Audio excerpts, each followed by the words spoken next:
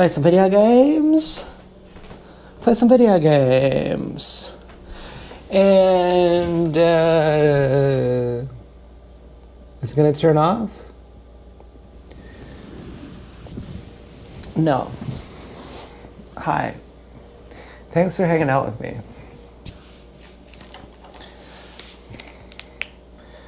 Pretty lonely over here. Just, oh, but you know what? You know, can you imagine how, like, yeah, you're a hot guy, I know where you live, and I'm a rapist.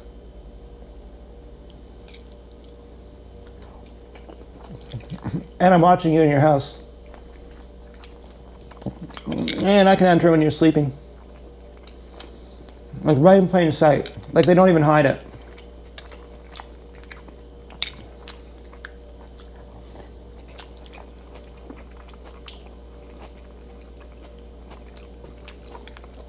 What can you do? What can you really do?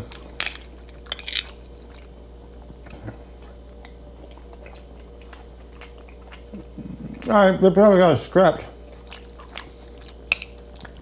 They're probably literally writing a copy and paste text that someone told them.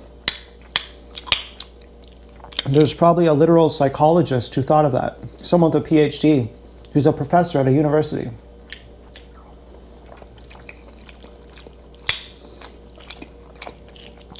With all those tasty students.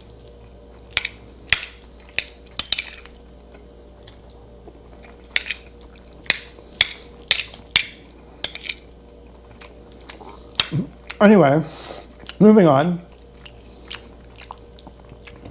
Well, okay, Leonidas, there's this guy Xerxes, and he says that if he can fuck your wife, he's gonna let you get butt fucked by him. And that's his deal. He's gonna let you suck his dick too, after he butt fucks you. And first he wants to fuck your wife. He also wants to kill your firstborn son and impregnate your wife.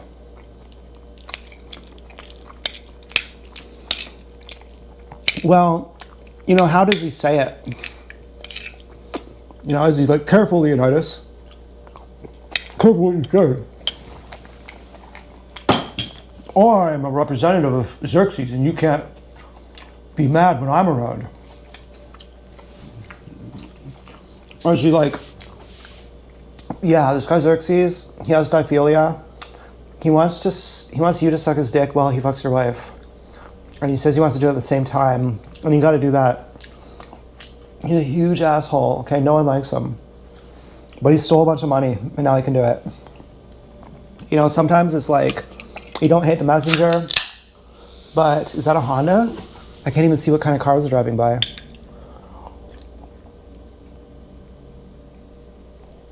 As far as I know, I have no confirmation today whether Dance Girl's my girlfriend. I actually thought that's a good thing because you have to basically. Now I downloaded an app, so to turn on I don't have to push any buttons. Look at this. So I want to turn on the phone. I just go like this. Turns on. I never have to push a button ever again. I want to do the volume, I do this. I want to do the lock screen, I do that. So now the mechanical springs never wear out.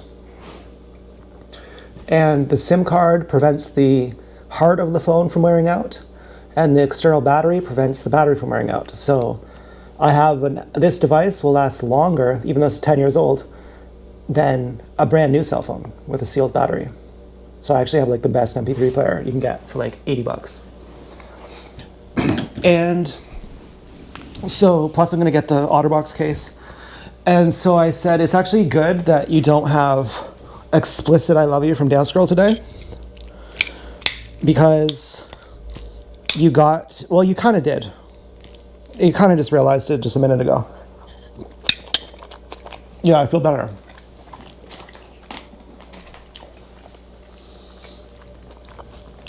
But if Dance Girl hasn't heard already that I don't like when Laura gets punished, it means she's not listening to everything I say.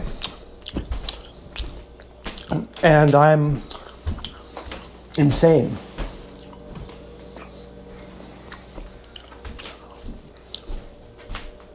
Do I expect her to listen to everything I say? No. Am I devastated when I find out she doesn't? Yeah. Okay, one of the worst things about making super long videos, if I make like 5-hour video, I think now I can kind of guess that Dance Girl's not going to watch all of this, and that's really going to fucking upset me.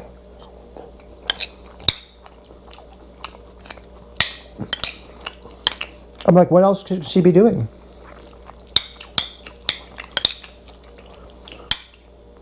Therefore, you know, therefore, we have to live together.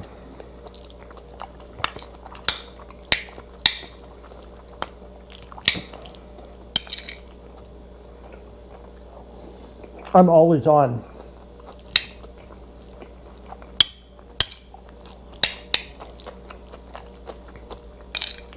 Except when I have a traumatic response. The last time I had one of those was when?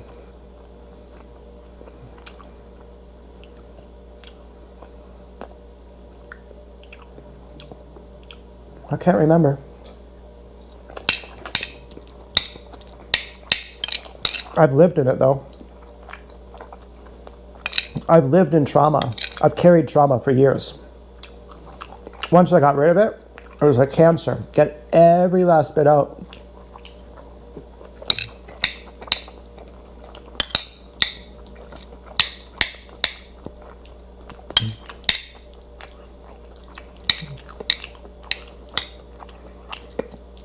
The last time I got traumatized may have been a couple years ago.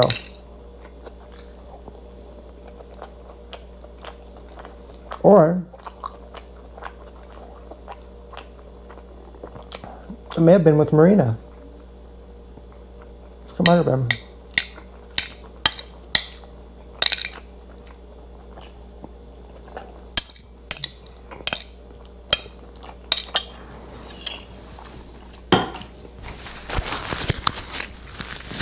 I used to go on and off. I'd be traumatized and then I wasn't. I'd think, okay, I'm really traumatized. AKA I lost my spirituality. I'm really secular. But later tonight, I'll get it back. Then I'll win her back. I kind of feel like by the end of it, I may have not been spiritual anymore. She may have been a succubus. Succubus always are religious.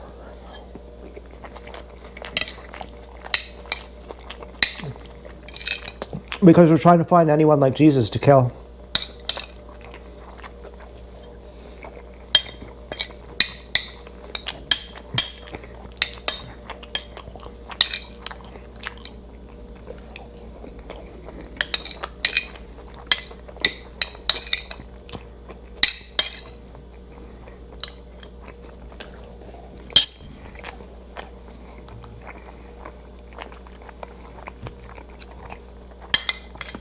So I did 2 sausage, 1 burger. And basically, the way that I know that I've got my spirituality back is that I can think of the worst case scenarios. I don't worry about it. I'm not pessimistic about anything. I don't feel like people hate me. You know, I don't feel upset. And otherwise, everything can be going exactly as I want it. And it just never feels good enough. It's like the greed for more money. How can some people have so much money? They just want more and more money. Because there's something missing. Like someone like Elon Musk, I don't like him. He's a fucking jerk. He's a cheese ball.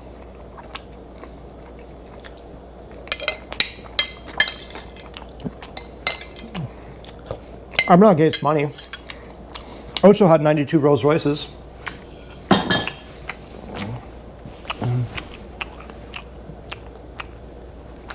don't know what kind of car that was. It looked like it had the hood of a Jeep. Looked like it might have been a green Jeep. That'd be really nice. You know what I could really use? I could really use love from Dance Girl right now, but I don't need it. Like, I'm not like crying and shit. Like, I'm like, if Dance Girl was here, I would be like, will you sit on the couch with me and cuddle with me? Like, I want that now.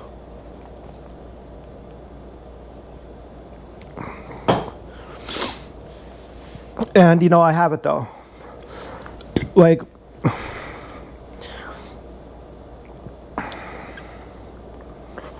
I want to say, on one side of my head, there's a devil, and one side there's an angel. The angel is saying, my relationship with Dance Girl is really good, and we're, like, less lonely with each other than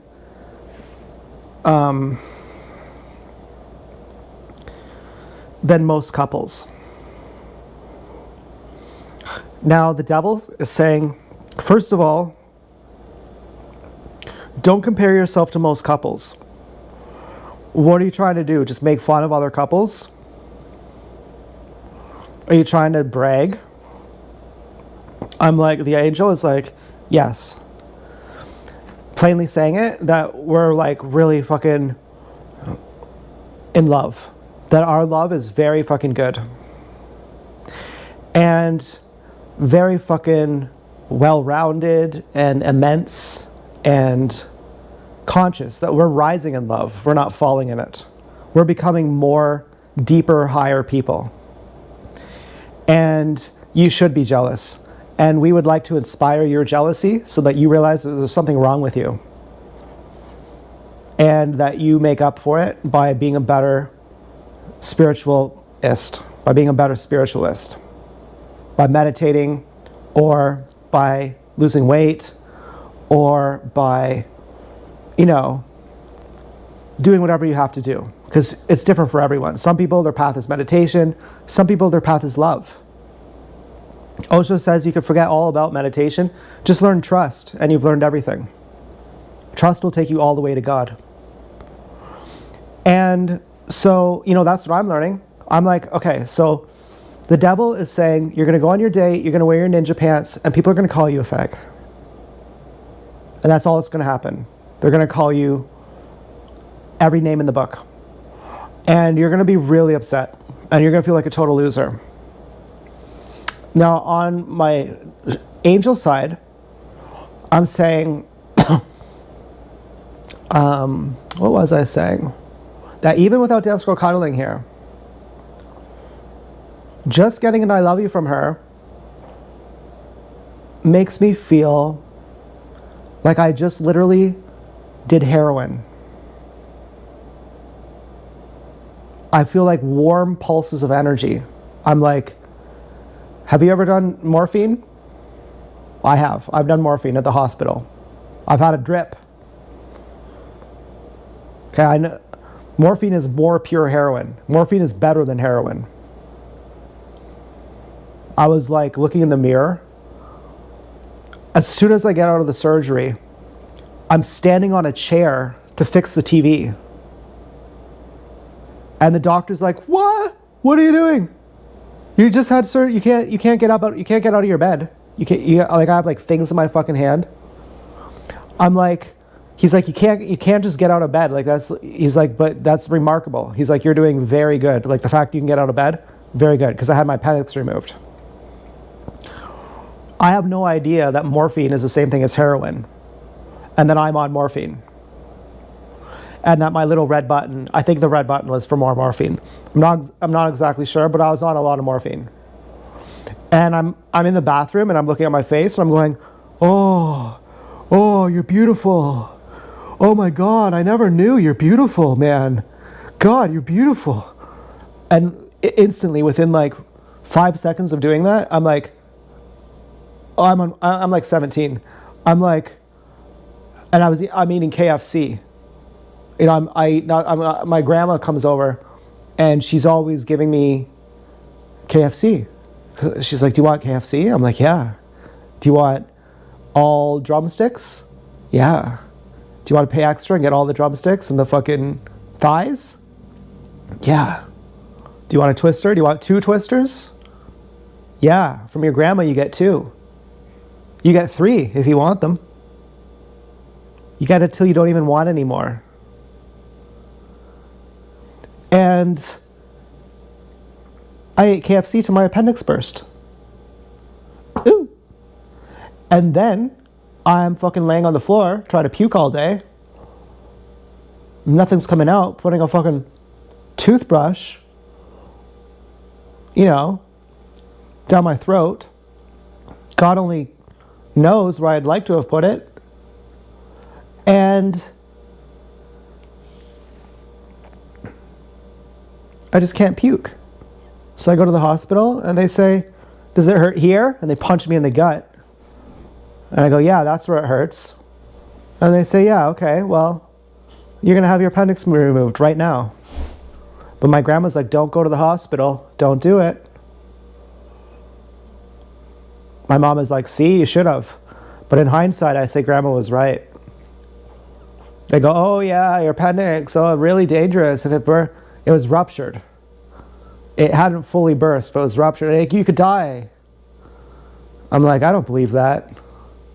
I don't believe in science, whatever you call it. If it's science, why is it spelled SCIENC? Why not just spell it SIENS? Why not spell it FONETIC?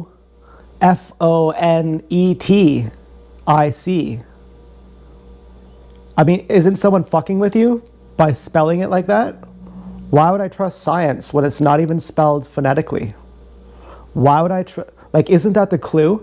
They're burping their evil. They're like, "We're lying to you, so we're going to put the lie right in the word, so therefore it's your fault for believing it." So we'll tell you a bunch of things that are true, obviously, to get our foot in the door and to give us credibility, but then we'll tell you some lies to kill you too.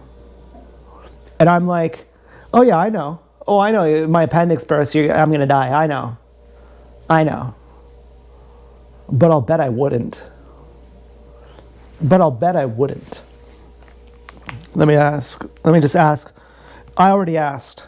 What are your odds of dying if your appendix burst? What do you think? Don't ask ChatGPT, just guess. Take a guess. Your appendix burst, what's your odds of dying? Take a guess.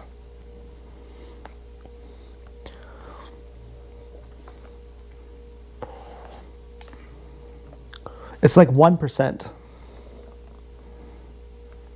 Now, I could be wrong. I'm going to verify. I could be misremembering. But I just saw my YouTube posts.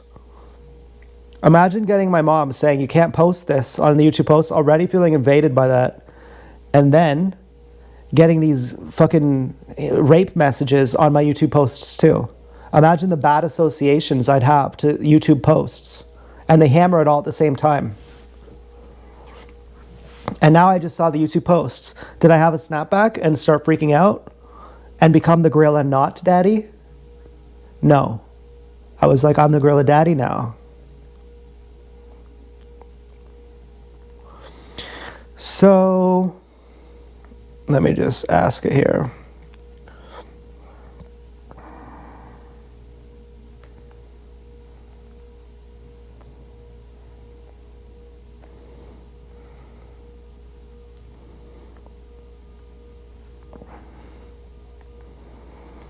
Hi, computer. When my appendix burst, I didn't want to go get it removed, but they said I would die.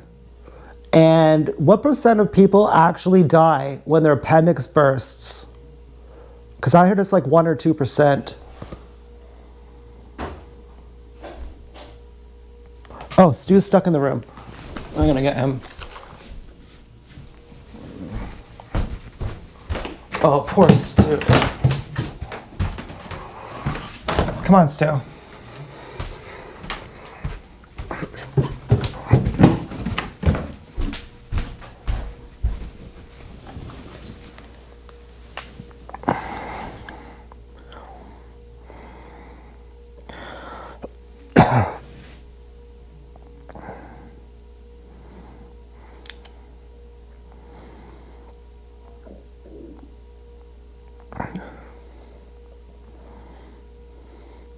1 to 2% might be for low-risk cases.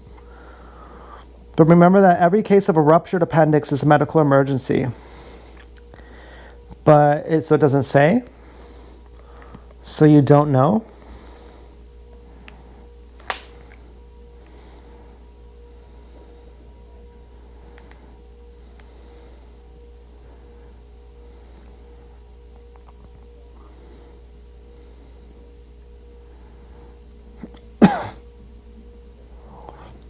Without treatment, the outlook is worse.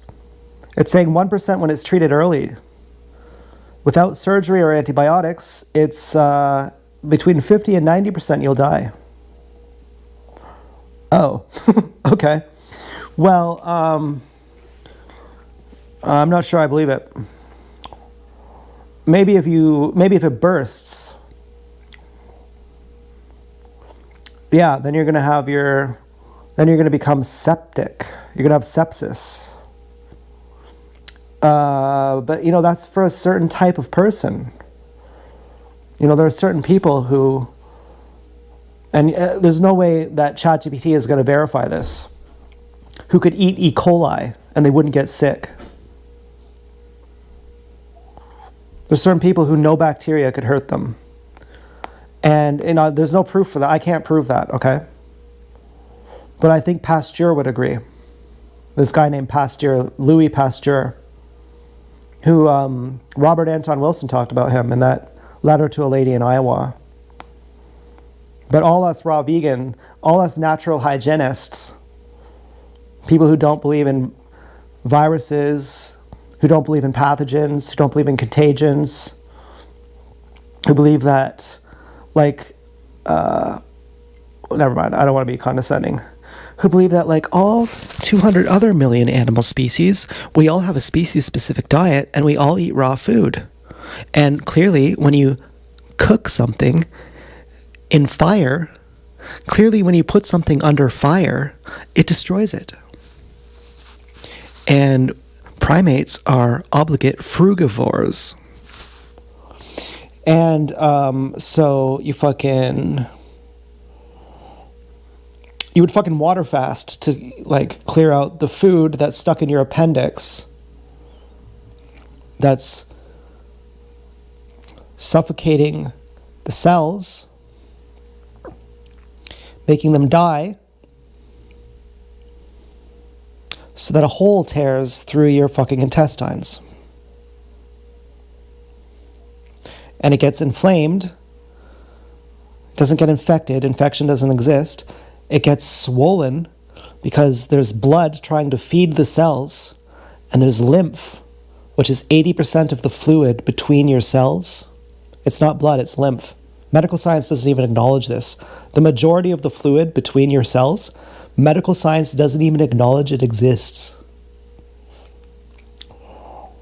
It's trying to clean your cells. So blood and lymph are pooling at the site of an injury, so you're getting swollen. And, you just have to drink water to clear out the food because you're eating glue, because eating cooked food means eating glue. And, so am I going to go raw vegan again soon? Yeah, I kind of think I am. I'm pretty excited. I'm like David Blaine over here. I'm pretty happy. Okay, I gotta adjust my foreskin restoration device. Don't delete me, YouTube. Okay, this is not masturbatory. Okay, or close my legs just to be fucking professional over here. Okay, the fact that I have to keep clothes on this is perverted. Okay, that's fucking weird. You shouldn't have to hide your own body. Okay, wearing clothes is called wearing lingerie. Okay, wearing clothes is called being a tease. Wearing clothes means to sexualize someone. Wearing clothes is like wearing high heels. It's sexualizing yourself. Okay, if you spend enough time at a nude beach, you would quickly realize that it's not a big deal at all. By wearing clothes, you're making it a big deal. But you're saying, I bet you'd like to look here, wouldn't you? Oh, you can't see this part. I'm a tease. Yeah.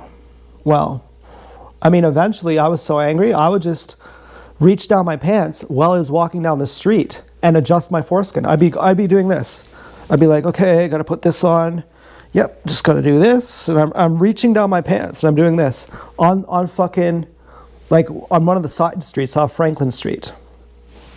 It's at night, you know, but I'm like, the nurses got to do this. The nurses got to circumcise me. The society sat by while they flayed my dick. Why should I fucking care if people think I'm jacking off on the side of the street? Who gives a fuck? Who gives a fuck? Yeah, let them think it. I don't give. Let them think it. Why don't they fucking cut my fucking foreskin off? Who gives a fuck what they think? But, anyways, I need more macaroni. I'm in a really good mood. I'm so happy I got a green Jeep. I think it was a green Jeep. Hard to tell out the window. Oh man, is it? Do I ever miss Dance Girl when I don't see her? The best part of my day every day is seeing Dance Girl.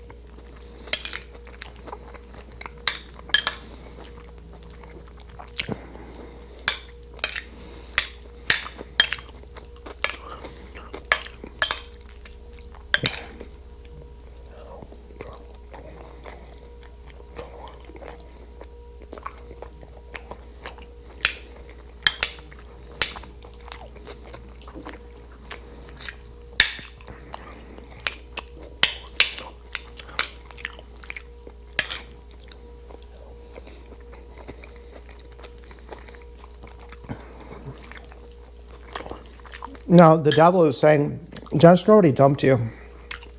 You're going to look like such a fool. You're going to be wearing your new ninja pants. Do you remember getting a haircut? Your mom's cutting your hair. You want to make a video? So you think Dance Girl's watching? She already dumped you. She already dumped you again. You're going to go on a fucking date. She's not even going to be there. You're going to go, oh my God, I just poured my heart out to her for a whole bunch of love letters in a row. Love poems. And you're going to feel like such a fool. I'm like, listen. I already got my soul back earlier, okay?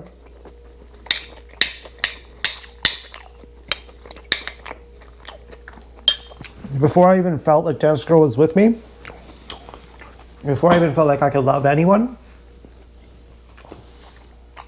I already got my soul back earlier. Yes, it was very sad.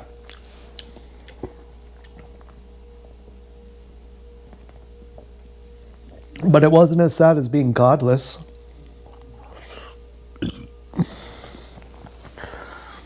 And you were godless when you were with Din Venom's ex-pig.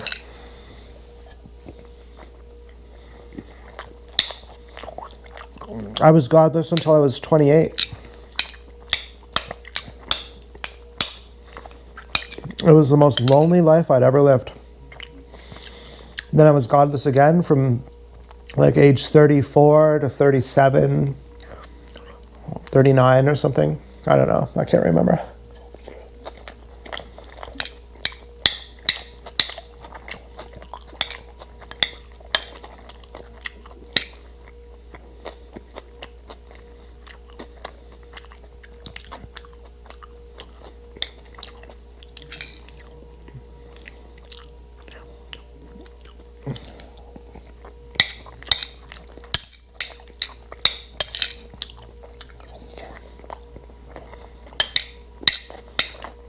I don't think I could lose it again.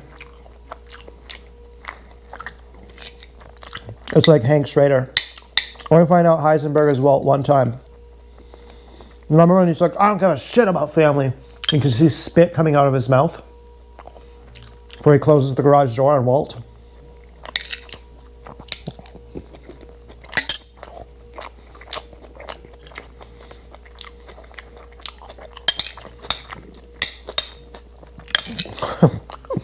Oh, Hank.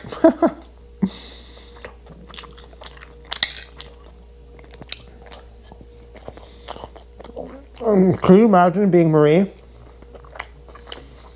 Did you love? Can you love when Hank died? Marie's reaction?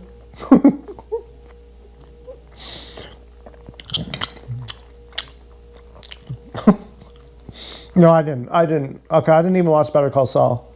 Or whatever the one with Saul was.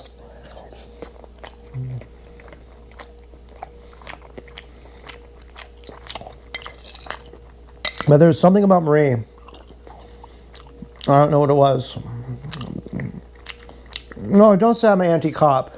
Don't say, oh, Hank's a cop and says he good Marie cries. Okay, that's not what I'm saying.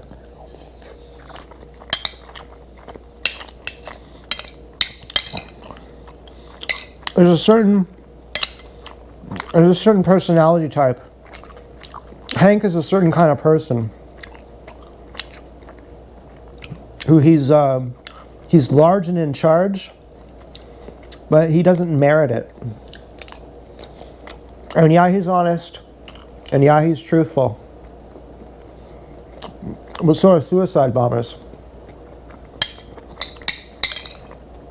They really believe that.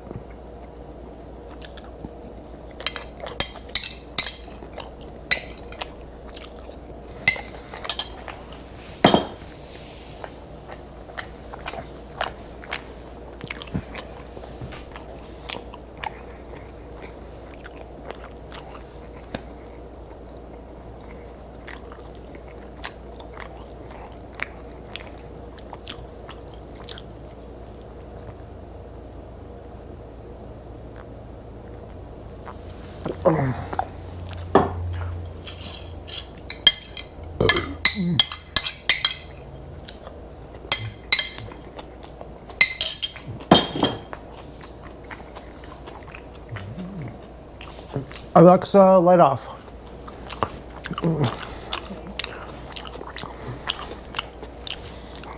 Well,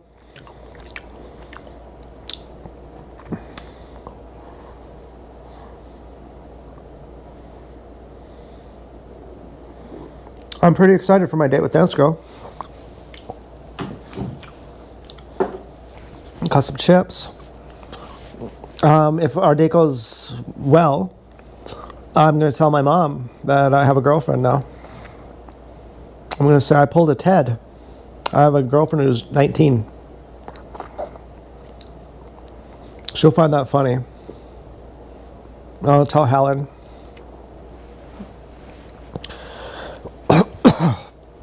And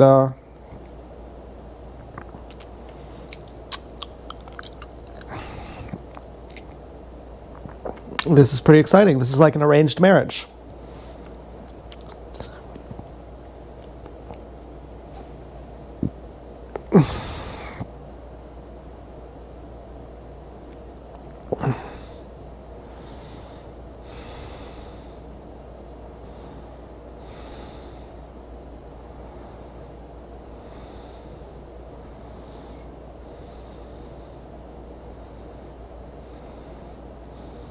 I'm effortlessly who I want to be.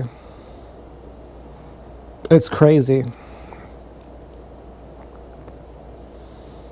I spent a lot of time trying to be who I want to be, and the very trying stopped it from happening.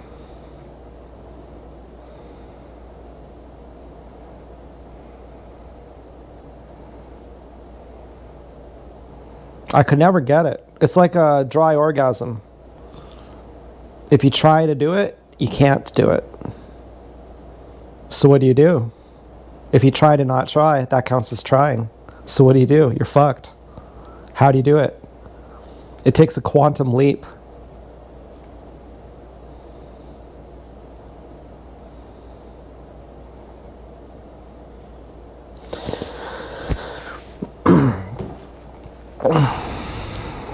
And now I'm considering actually going. You know why?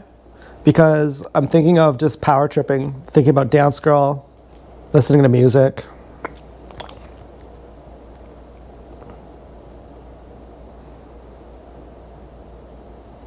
Watching TV. But this power trippy music, finally I can listen to it. I couldn't listen to it for a long time. The new Boards About Canada album, it was too dark. I thought it was pretty mediocre, really. But I just probably wasn't in the right mood. But really, how many Boards of Canada how many Boards of Canada songs do I have? 1, 2, 3, 4, 5, 6, 7, 8, 9, 10, 11, 12, 13, 14, 15, 16. And they have over 300 songs, and there are only 16 I like. I mean, I love them all, but like I only put 16 on my phone. And Boards of Canada is probably my favorite band ever. But most bands, I only like a couple songs that they have. So what can you expect? If there's even one song on their album that you like, you got lucky, kind of. And there are two that I kind of like. Naraka and Father and Son. And then maybe some other ones too. But not as much, but maybe. But by Alex G, I like the song called Snot, and Gretel, and Blessing. And what reminds me of Dance Girl is Agar Agar, I Am That Guy. That girl looks like Dance Girl a bit. She's cool.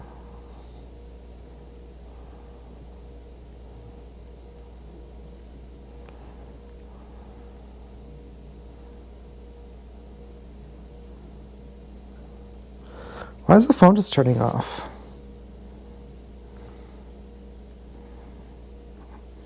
I'm going to listen to my favorite part and close my eyes and just get into it, okay? I'll be right back.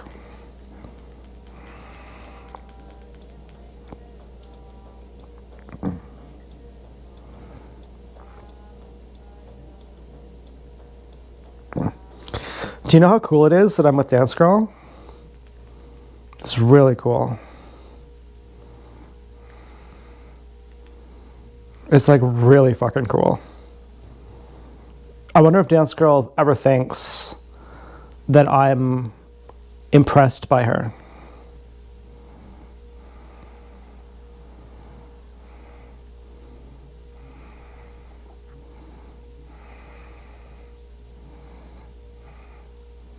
That I'm blown away.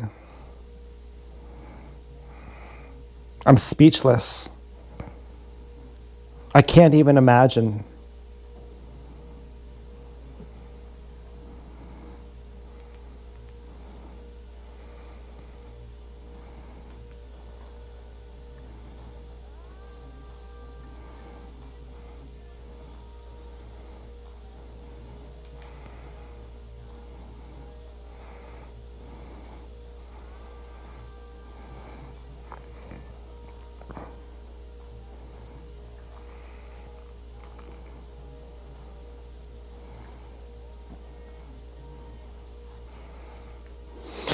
Anyway, so I just imagined that was Dance Girl singing. Ah, give me goosebumps. I see you in the crowd and I'm on fire. Ah, give me goosebumps.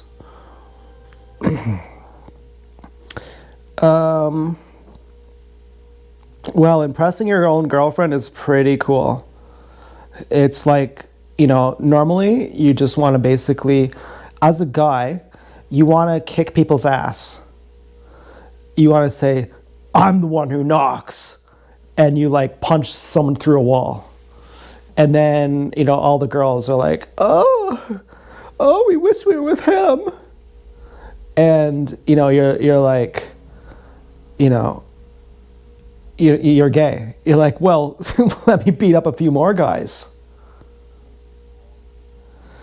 And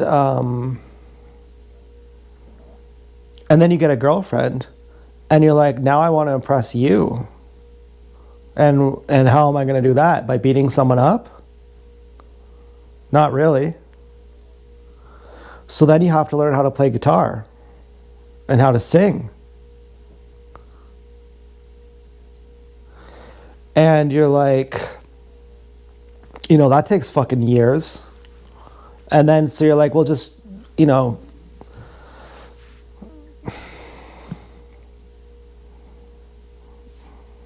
be a sweet talker or something. Well, really, you can't be a sweet talker. Really, you just have to love your pig. And that's really what it is. You can't really just be trying to be impressive. You have to actually love your pig. And then it just comes out. Like, I can, just on the spur of the moment, the other day I said it, like, what do I love about you, Dance Girl? And in the moment, I hadn't thought of it. I named all the things. And I was like, that was nice. I was like, that was nice. You did a good job. That was smooth. That was smooth, playa. I was like, but I wasn't even playing.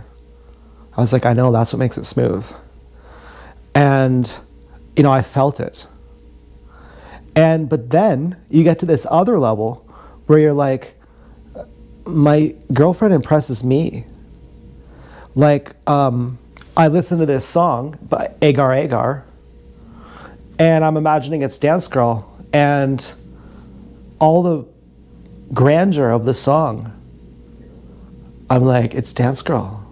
Like that magical feeling where you get like goosebumps. I'm like, that's Dance Girl. That's fucking crazy.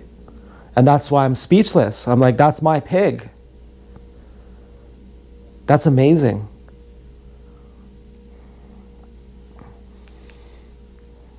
That's not an ego high. That's something else. That's love. And I got this new phone. Now, I've been using this all day. It's at 37%. A lot of times I've been using it for music with the screen turn off. But I have a feeling it was on in my pocket for quite some time. The battery, I bought this new battery just now. It's probably been sitting in a warehouse for 10 years. I'll bet the original bloated battery, swollen battery, probably works better than this one.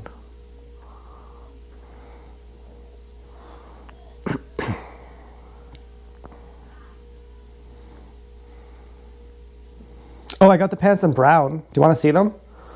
Like, I can look at you. I fucking love it. You know?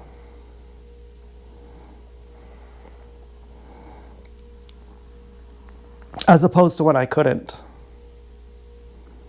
As opposed to when I felt awkward about it.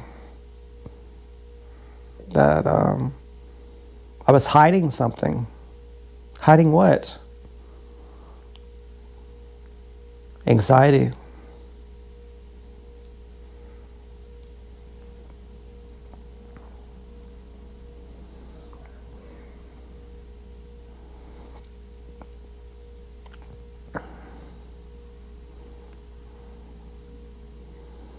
Okay. Where the fuck is this? Now, does Dance Girl have anxiety? No. Not that I know of. Helen told me she had anxiety, I think. I was like, I never saw it.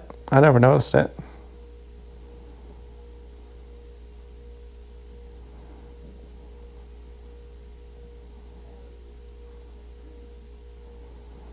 Not jacking off really helps with anxiety.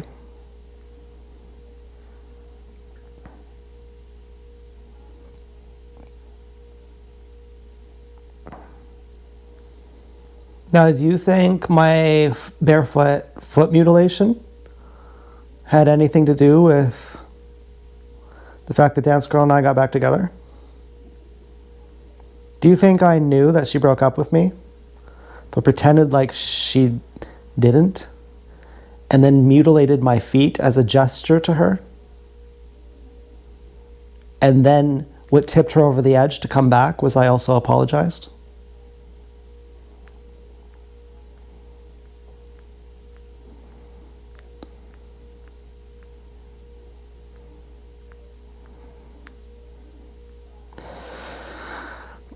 I'm not sly like that, okay? I'm not like a trickster. But when I look back, I say, is that what happened? All of a sudden, I'm like, dance girl, I'll never harm you. In response to her saying she'd harm me. I'm like, oh, dance girl. I'm so happy we're on good terms. We have good trust. Dance girl and I are like, have you seen the movie Reservoir Dogs?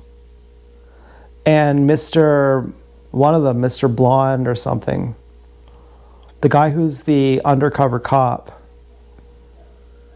he says, I had to shoot this guy because he was saying that he's going to betray you. And the other guy is like, I don't need facts. I have instinct. This guy did 20 years in prison and he never ratted me out. And you're saying that he just suddenly said that he was going to betray me? I feel like that's with Dance Girl, where it's like the handler is sending people saying that Dance Girl has betrayed me.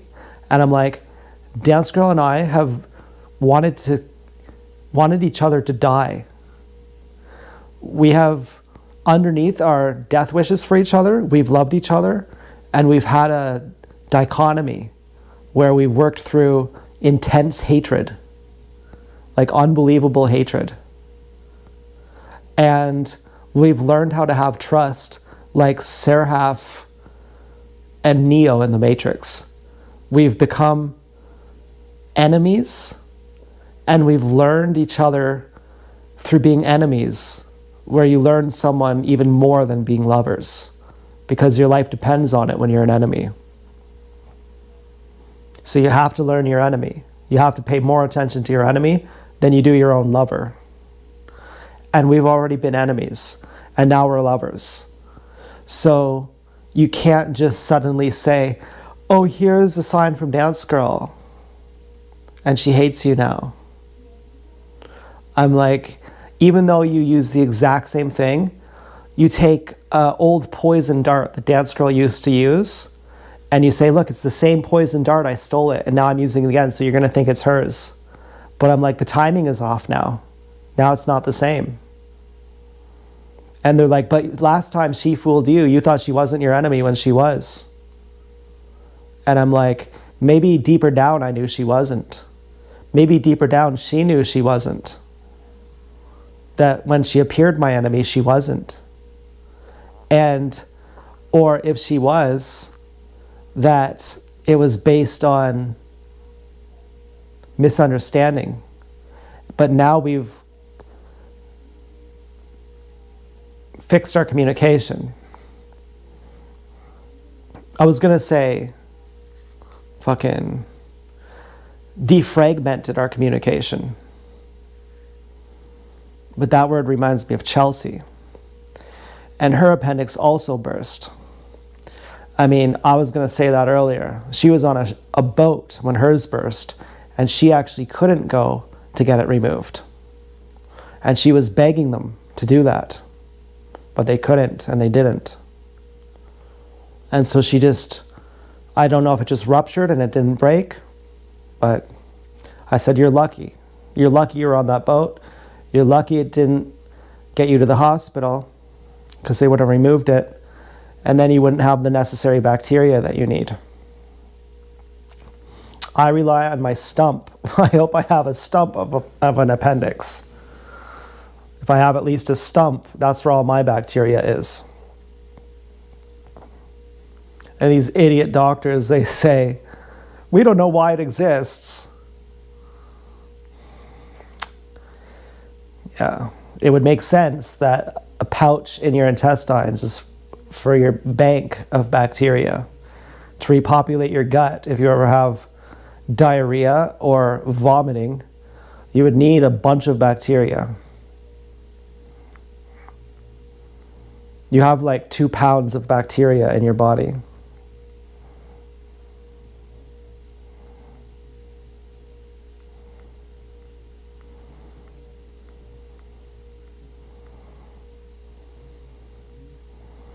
I really love Dance Girl.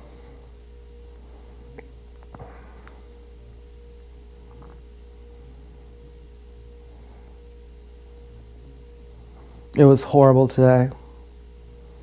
But do you know who was even more horrible not having? Myself. I had Dad's Girl too, obviously. Like I don't think Dad's Girl dumped me today.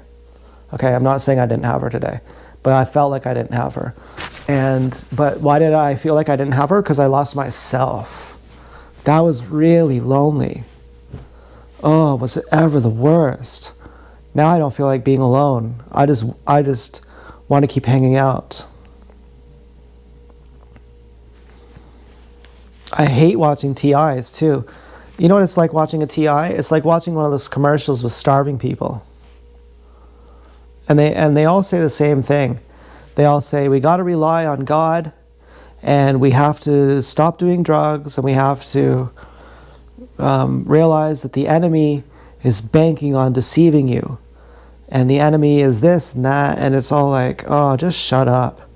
Just shut the fuck up. God, no one wants to hear it. Everyone has their own problems. There's people starving all over the world, okay? Just talk about your normal life. Like, I mean, yeah, I get it. But the TIs I like are like, you don't even know they're TIs. You search gang stalking and you find them, and then they have like 1% of the time they talk about gang stalking. And then the rest of their life, they're like, and I make movies. Like I'm thinking of Zeph, he makes independent movies. And he talks about whatever's on his mind, his life. He has a life. He's like a normal guy. The same with Lauren. Lauren is a normal guy. And that's what, as a TI, that's what you need to see. You don't need to see someone who just obsesses about being fucking gang stalked all the time. It's extremely discouraging. But there's people who like it. They like hearing, and these fucking gang stalkers, and I fucking hate them, and turns out my own mom is a piece of shit. She's fucking gang stalking me. There's a special place in hell when your family gang stalks you. There's a special place in hell for them. Oh, and they got my daughters. They used to be so nice and they loved me, but now they're fucking gang stalking me. The whole fucking family and everyone. And I go to work and they're gang stalking me, and it's like, yeah, we know. The best thing I can possibly hear when I'm like vulnerable and fucked up is someone who's like, oh yeah, I'm gang stalked. It's weird, but I have a normal life. I have a wife. I have a family. I have a job. It's a bizarre thing, but I don't really pay too much attention to it. It's just something like that. I mean, I went to the fucking. That's rare. That's rare to find someone like that. But I think I'm one of those people. I have a life. Like my life is, am I going to eat watermelon? Am I going to get my ninja pants? How's my meditation? How's my spirituality? What am I putting into practice from Osho? And I can't practice spirituality, but like, how many quantum leaps have I taken to get to spiritual dimensions? Now, one person asked Osho, is there degrees of enlightenment? You become enlightened and you become more enlightened? And he said, no, you're either enlightened or you're not. But there are degrees of mastery. And Osho said, I'm a far greater master than the Buddha. He said, don't ever compare me to the Buddha. The Buddha is just nothing compared to me. You can compare me to Lao Tzu. But he said, I am Lao Tzu. But other times he says, the Buddha is the greatest master, the greatest master ever to exist. He contradicts himself a lot. And he says, the reason why the Buddha is so great is because, and people asked him about that. And he said, yeah, I talk about Tantra. I say Tantra is the best thing ever. I talk about yoga. I say, forget Tantra. Yoga is the best thing ever. I got to say that because each person is different and I'm trying from different angles to reach each person. And the Buddha is the greatest because 99% of people who become enlightened, they do it through Vipassana. And it's the simplest method. It doesn't have anything extra added to it. You can't take anything away from Vipassana. It's the most meme type of thing. It's the very most basic thing. Just focus on your breath and don't forget. If you forget, you go back to zero. You have to start over if you forget. Focus at your belly, or focus at your nostrils, or focus both. And that was my meditation. I was like, everything in my life is a lie. Everyone's a lie. Everyone's fake. I'm a lie. I'm fake. I don't trust myself. I don't trust anyone. So I'll just try focusing on my breathing. And how do I know if it's going good? If you feel joyful, if it makes you feel good. And so what happened was I stopped getting anxiety. I had terrible anxiety. I mean, I was like making fun of Oblong earlier, but when I was doing an impression of her, I smiled compulsively like a psychopath. Freaked me out. So I was like, I was kind of mean to Oblong. I didn't want to say it. It actually made me smile like a fucking psychopath. Like TSD saying hi. He wants to fight you. He wants to kill you. Instead, he smiles. There's some people who, when they smile, you can be sure they want to kill you. And or maybe he just wants to punch me. I don't know. I don't even fucking know. Maybe TSD is not even my handler. Maybe he's on my side. I don't even know. And I would fucking go to Freshco. I go to Shoppers. I go to Zayre's. I go to Mr. Sub. And I would try so hard. Can I just please just get through talking to someone for 2 seconds without having a panic attack? Can I please just have one fucking day of not having a panic attack talking to someone? And I would be laying on the floor, fucking meditating for like an hour, doing breathing, doing Vipassana. And I would get to this point where my anxiety would leave. And I thought, you know what? As soon as I go outside, the anxiety is going to come back. I can't get rid of it. I'd be so discouraged. And, I would go to see if I could do 2 for 2 or 3 for 3. I would go to fucking Freshco. I would go to Shoppers for the Coke. And I would go to like Domino's Pizza for the dipping sauce. Because it's vegan dipping sauce there, except for the natural flavor, which is ambiguous. And I would think, I just talked to someone and I didn't have a panic attack. That's amazing. Let's go to the next store, see if I can get another interaction without a panic attack. And if I could get 3 in a row, that would be like the best day ever for me. I wasn't on the level of having friends. I wasn't like, I'm gonna have a girlfriend or I'm gonna have a house or money. I was like, can I just get through the day without having a panic attack? That's my only goal. That's the only thing I even care about. And I'm gonna like stop jacking off for like 90 days. I'm gonna stop going on music or reading books or like any sort of stimulation. I'm gonna like meditate for an hour every single day. I'm gonna go to the gym every single day. I'm gonna jog every single day. I'm gonna jog 5 kilometers every single day. I'll never miss a day. It could be raining. It doesn't even matter. I'll never miss a day. Like not ever. Like I'll never miss a day. And I'd go to the gym and I'd be thinking, can I just get through the gym without having a panic attack? They're gonna talk to me in the front gate. I scan my card. I don't like that. Okay, I don't want to have to talk to people. But can I just do it without having a panic attack? And then I'm gonna go ask them for a massage because they have a waterbed. and I'm going to ask them if I could do it for free.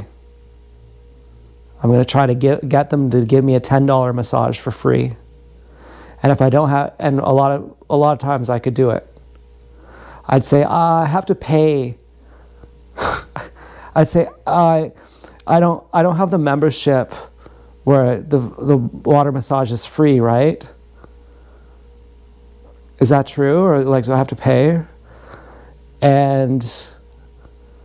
But I wouldn't say it like that. Like, I would just say it in a certain way. And I didn't get it that often. But eventually, I think I got it actually like, probably like 20, maybe, I don't know if it was 20 times, but like, I got it pretty often. I would basically just assume they were going to give it to me for free.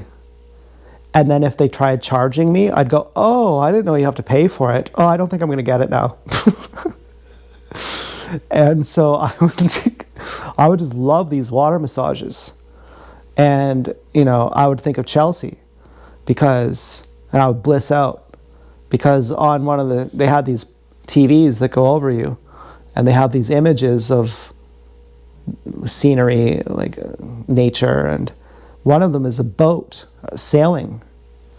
And I just started crying one time because, I went to the gym when I was talking to Chelsea. And I imagined her in her sailboat and how brave that was of her and how pathetic she was.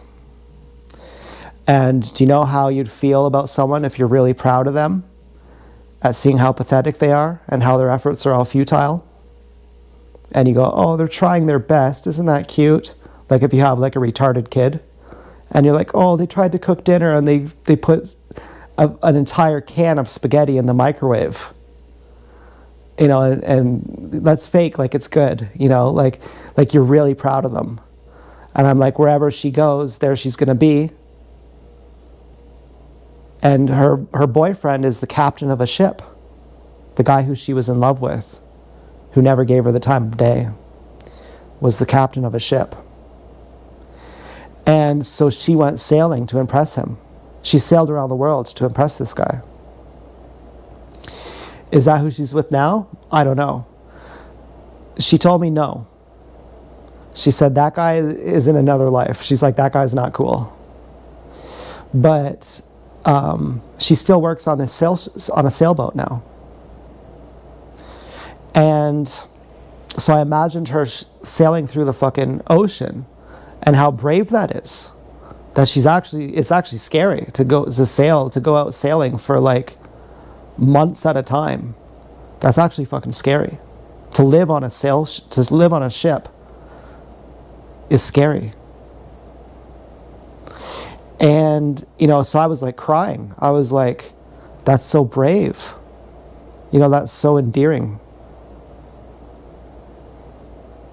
And I was like in love and I was blissing out. And I'd tell her I'm blissing out. She'd say, what are you doing right now? I'd say, I'm blissing out. And she'd say, it's a long way to fall.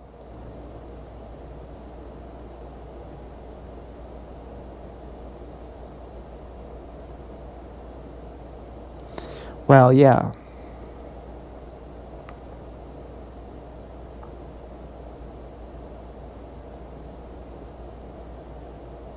But I would lay in the bathtub and just bliss out. Stella and Jamie cut them down. But there were 2 cedar trees that I had a view of from the bathtub. And I would imagine that they were her and I. And I would take turns saying, I'm the taller one. Now you're the taller one.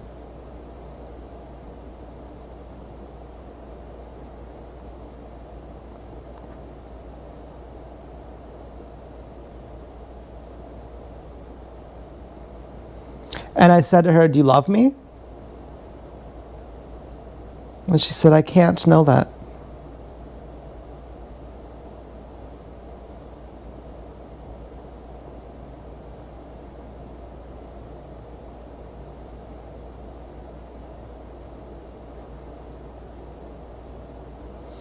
I wouldn't have dared to say, why can't you?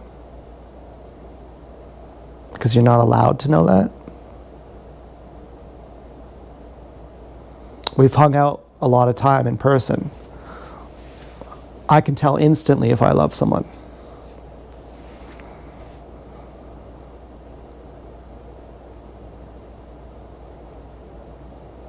And certainly while texting I can. Well, you know, maybe not. Because in the end I was like,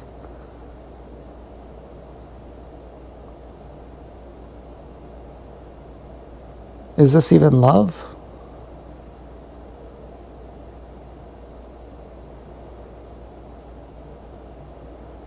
I thought, are you a whore? And you love me, but you love money more.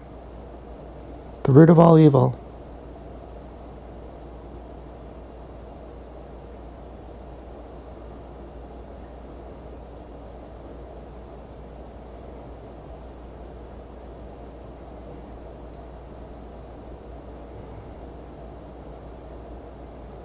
I wanted to say, like,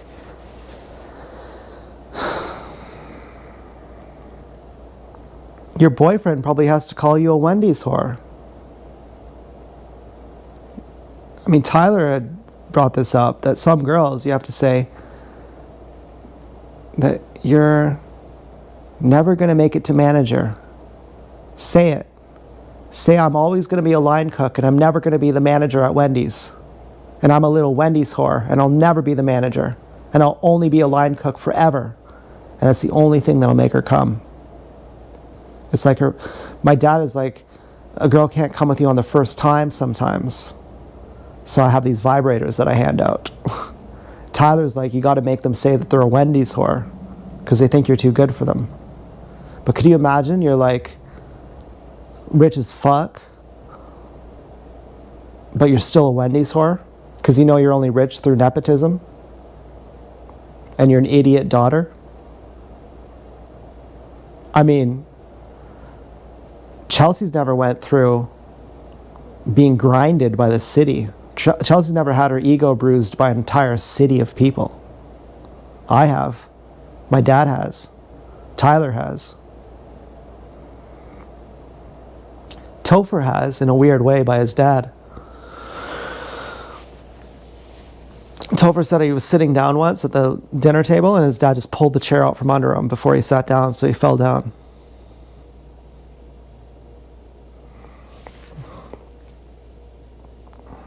His dad is an amazing piano player. Really crazy smart.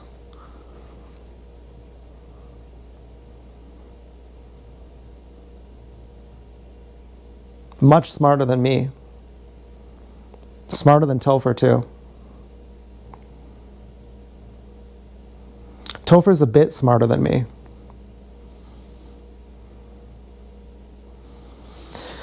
And fucking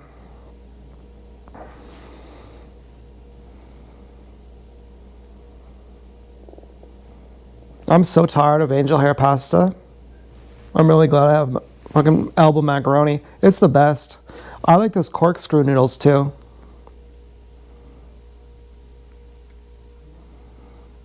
My dick hurts. You know, it's painful. It's fucking painful sometimes. I wear this all the time. This fucking stretching device. I always smell my dick. I have this fucking stretching device. You know, I probably shouldn't put it here. If, you know, it smells like fish. It smells like a good sushi though. Like a fresh salmon.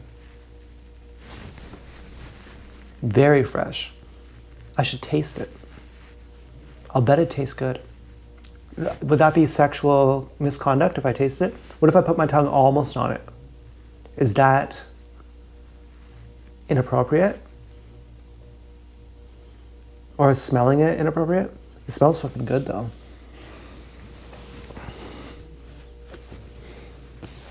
And well, I wanted to taste it. I did.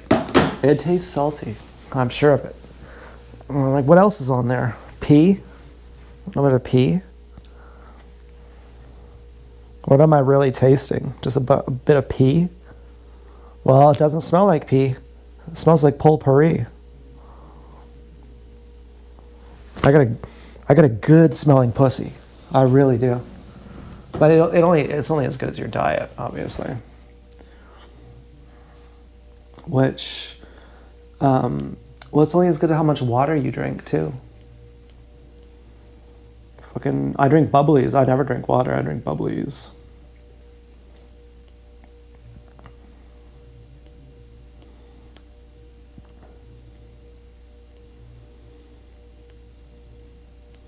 So, yeah, I mean, I blissed out a lot with Chelsea. I bliss out with Dance Girl once in a while. I imagine that'll happen more and more. Happened tonight when I listened to Agar Agar. I was speechless.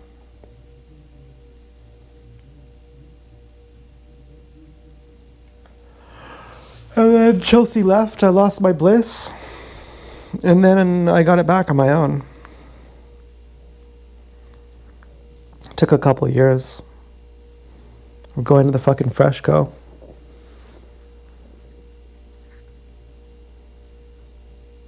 Practicing. Can I keep my bliss or am I going to lose it? No, I'm going to lose it. I'm going to keep my soul? No. Can I keep myself? No, you can't. Sorry. Your birthright is denied.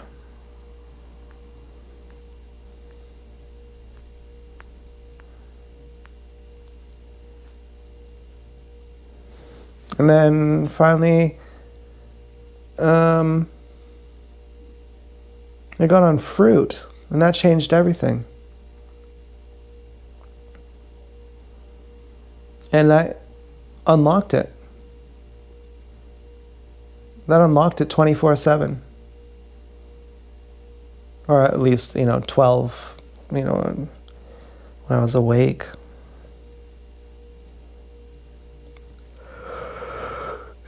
That's what I always wanted. And then I started riding my bike everywhere, going for walks. I wasn't scared of people. Didn't have panic attacks.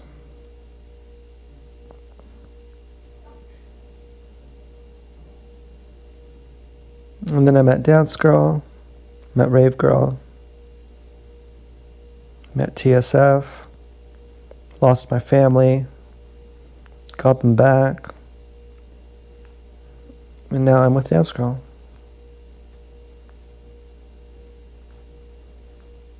Pretty crazy.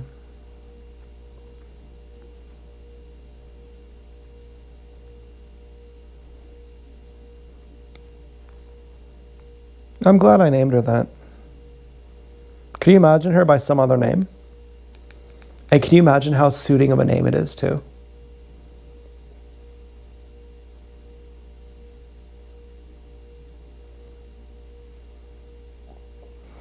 Like the only kind of dancing she does is tutting.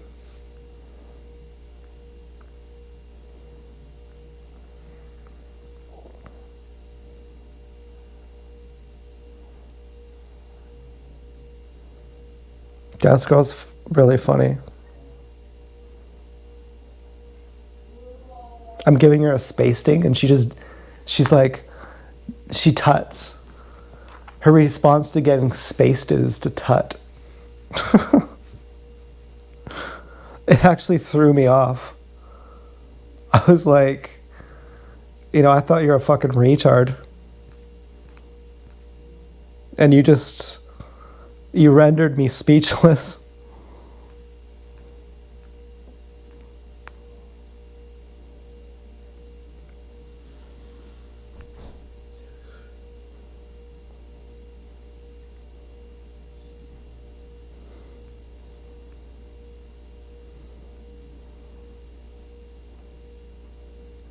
Dance Girl is smooth. Okay, well, what song should I listen to?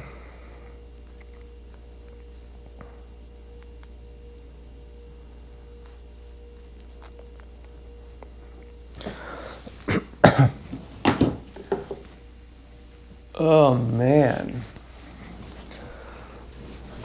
I was quick on the draw, too, to give her a space sting.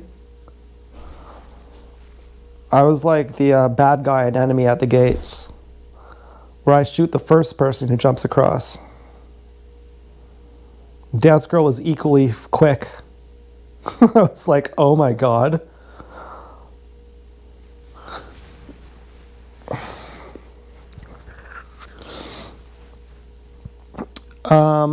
Well.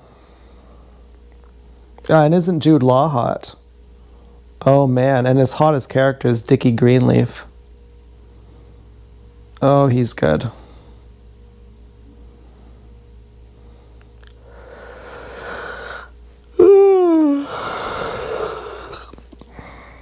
Well, you know who would be the talented Mr. Ripley? Is my crazy brother Cash. He's really fucking good. He's really clever. He's really fucking clever. He's the kind of person who, when he's your enemy, he scares you on levels that you didn't even know exist. He's so creepy when he wants to be. It's just like, ugh. Oh my god. But he's nice too. I like him. I love him. If I ever have a lot of money, I'll give him some. I hope he's doing well.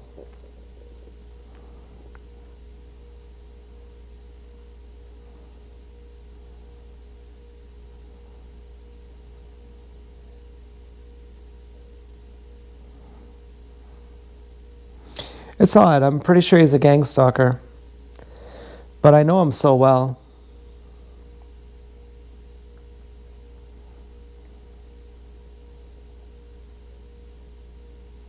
I thought he raped me. I was very worried. I thought if he raped me and anyone hurt him for that, I will be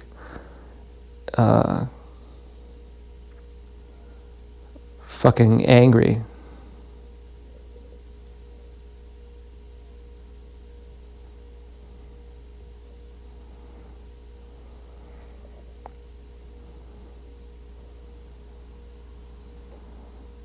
I would probably get extremely angry.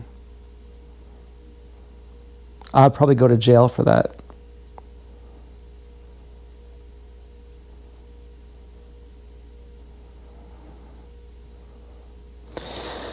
But I don't talk to him. I'm going to assume that he's okay. And I don't talk to him. I saw him, I thought, around here.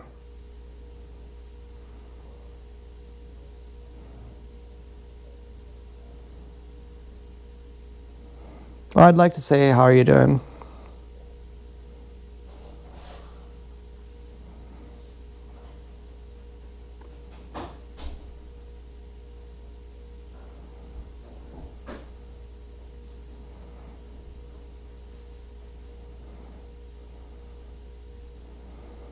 Yeah, he's one of the best.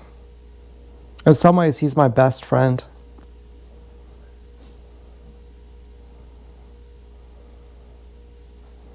He's like Mike Tyson. He's just a kid. He's so sincere. He's so honest.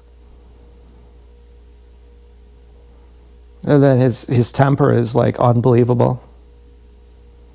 It's fucking volcanic.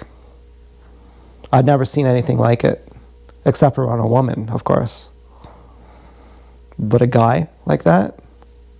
It's not like a guy who goes out fist fighting guys. It's like someone who is like a fucking tsunami.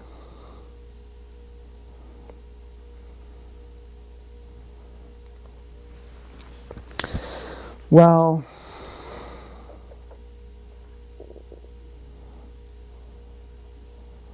what do you want to talk about now? I don't know. I'm so happy. I'm like in a good mood again. I hope every day is really great. I'm having a good time. There was a white truck, and normally there's certain things that really upset me. I don't know if you're a TI watching, but I imagine 90% of the people watching are my friends who happen to be gang stalkers. I basically stopped talking to TIs because there's no one I know who's a TI, except for some people. Like, but I know them online.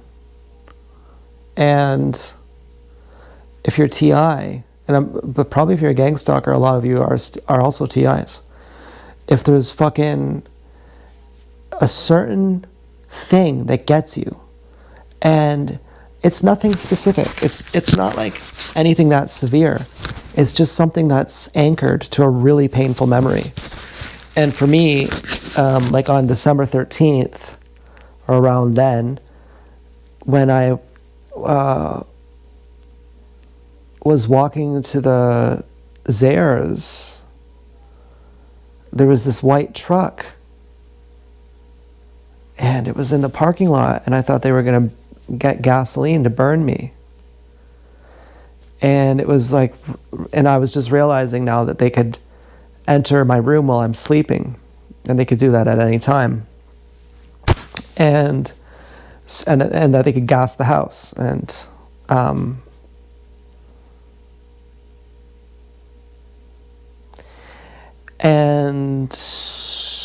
every time I would see that white truck, not like a normal white truck, but that specific brand of white truck, it would be a super dagger right into my soul or something. It would really traumatize me. And somehow too with YouTube comments, they really traumatize me. You know, I get 1,000 threats a day, but there are certain ones that they're more vulnerable. They're more deep. For a long time, it was if my mom coughed or my mom touched her face. That would be extremely excruciating for me. And one by one, each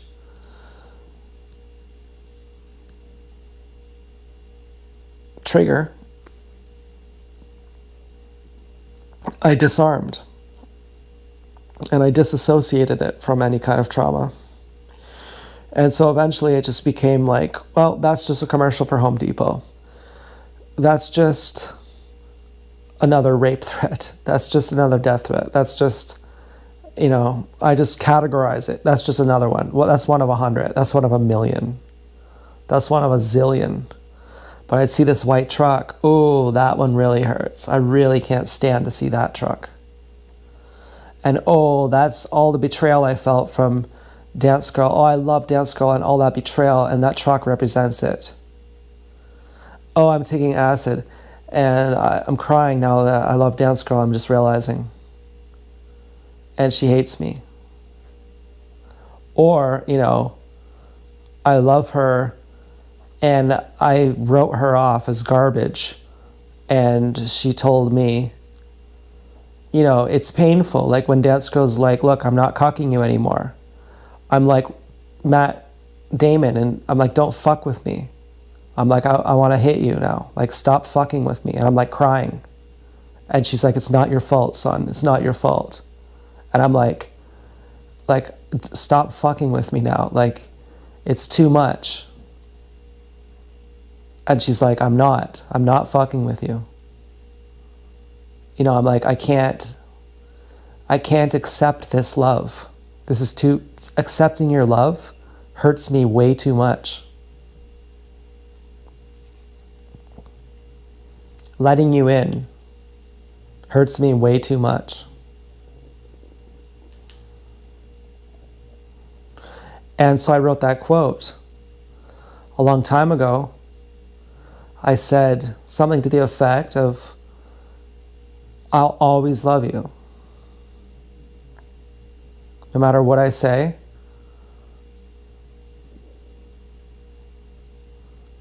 And when I said that, it was like I could see the future.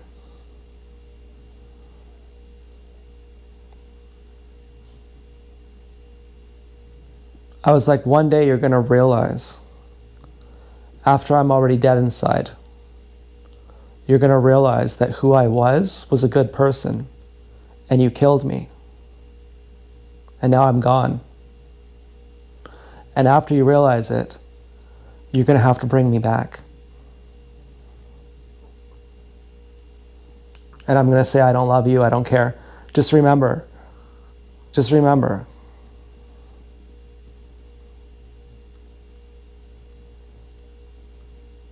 And she did. She stuck by me for like a year. Well, I ignored her.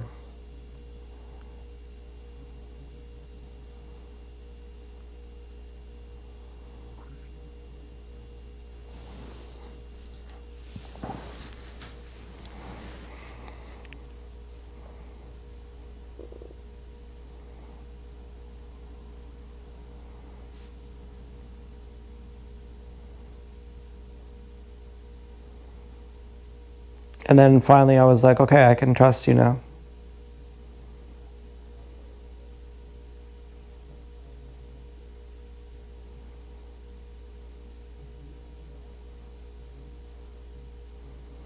And then it was endearing last month when she's like, now I want to kill you again. She's like, I also have a hard time trusting you. And I'm like, well, then I can really say to you, oh my God, I've got the home for you. Because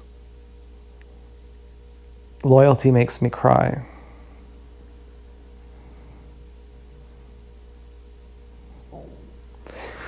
And, you know, it makes my dad cry too. He got all his body in a cast in his really fast car. I guess he had 2 of them.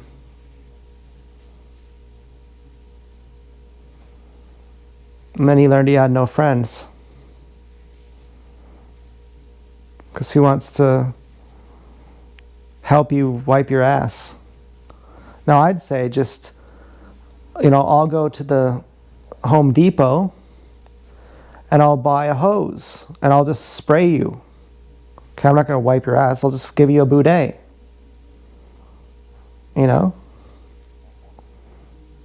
Maybe you can't, I don't know if you want to have a shower every time. Now, my dad had his asshole licked by girls. He said to be something like a real girlfriend, you have to shave his back. But he only outsourced asshole licking to certain girls. I had my asshole licked by 2 girls. One of them, I forced it on her without even asking. But I was good. She liked it. She rewarded me very thoroughly for that. I didn't force it on her, but you know, I was like, okay, I'm going to sit on your face now. And I knew she liked it. You know, she had been wanting to see my butthole. I showed her. And I thought, I know you're going to like this. And it was one of those times where it takes a lot of confidence. You know, the first time you rub your asshole on a girl's face, it takes a lot of confidence to do that. And I'm thinking, well, I'm just this skinny guy. But I was feeling like Rocco. That was the Venom's ex-pig. And then even after she broke up with me, we still had sex. And just the way I told her to, like, I don't want to say what I said, but the way I told her to open her mouth, I was like, afterwards, she's like, that was really hot. I was like, I know that your boyfriend doesn't talk to you like that. I know that I'm a fucking mama's boy who lives at home and I have no job and I do drugs and I don't want to have a baby and that's why you're breaking up with me and you don't even like this guy. I'm like, really? And I can hear how you squeal different for him. I can hear it in your voice what he's done to you. How he's made you someone else. You squeal like a baby.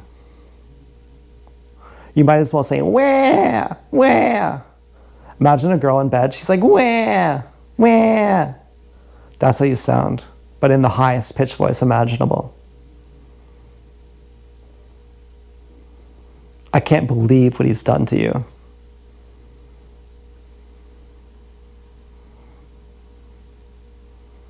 I was like, who else did you fuck?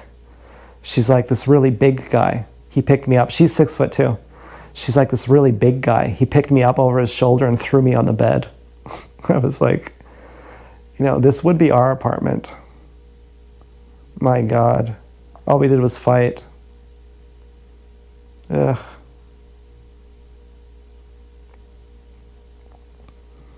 Then like a year later, she came to get her clothes. I was like, you better sit on my face.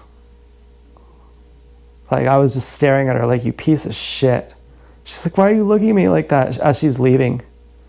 I'm just like, you know why. And then I was like, please, will you please do it? Please. She's like, okay. I jack off in like 20 seconds. I put my head over the edge of the bed.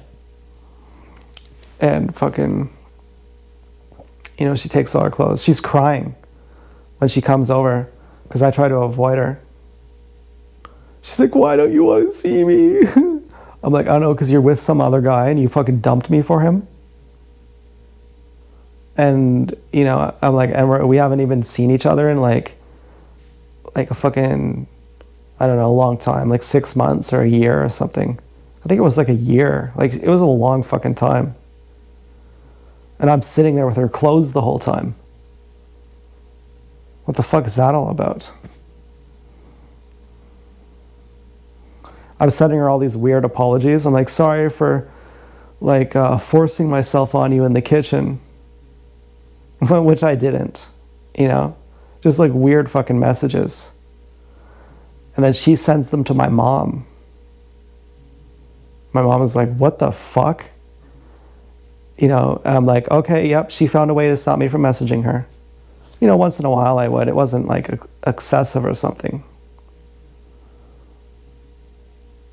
But I felt fucked up about how she treated me. She's like, do you think I'm a bad person? I was like, no. But then I realized, like, she really fucked me over. But she was just spineless. She just couldn't say it. You know, I had to figure it out. I had to infer it. She could have just said, I really want a baby, and that's what I want. A baby. This guy, he's going to give me one.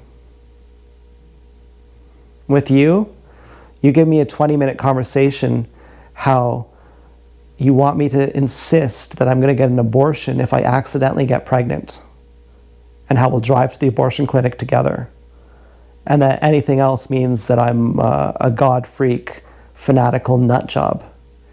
This guy, he wants to get me pregnant.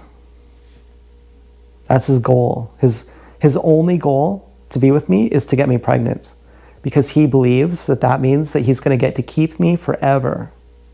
And that's what his goal is. When he sees me, he says, oh my God, this is the hottest girl who's ever fucked me. And he's going to try to keep me forever by having a baby. And his only goal is that I say yes to having a baby. That's the true way he's trying to marry me. And I want a baby, so that's what I'm going to do. That's what she basically said. But I didn't know that. I didn't understand that.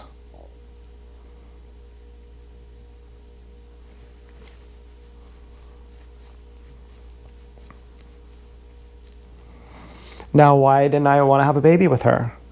She searched for girls to have threesomes. She let me have another girlfriend that I could, like, I would just say when I got home, oh, you know where I was? I was at Jen's place. And fucking, or like I fucked Travis's pig. And then I would have fucked Graylin. I mean, and she had like, you know, she knew Casey. I don't know if she knew Casey Calvert, but she was friends with Casey Calvert's, like, a guy who paid her, who's like this like amateur porn star. And there was another cam girl who we talked to, who wasn't really into me but was into her, and same with Cleo.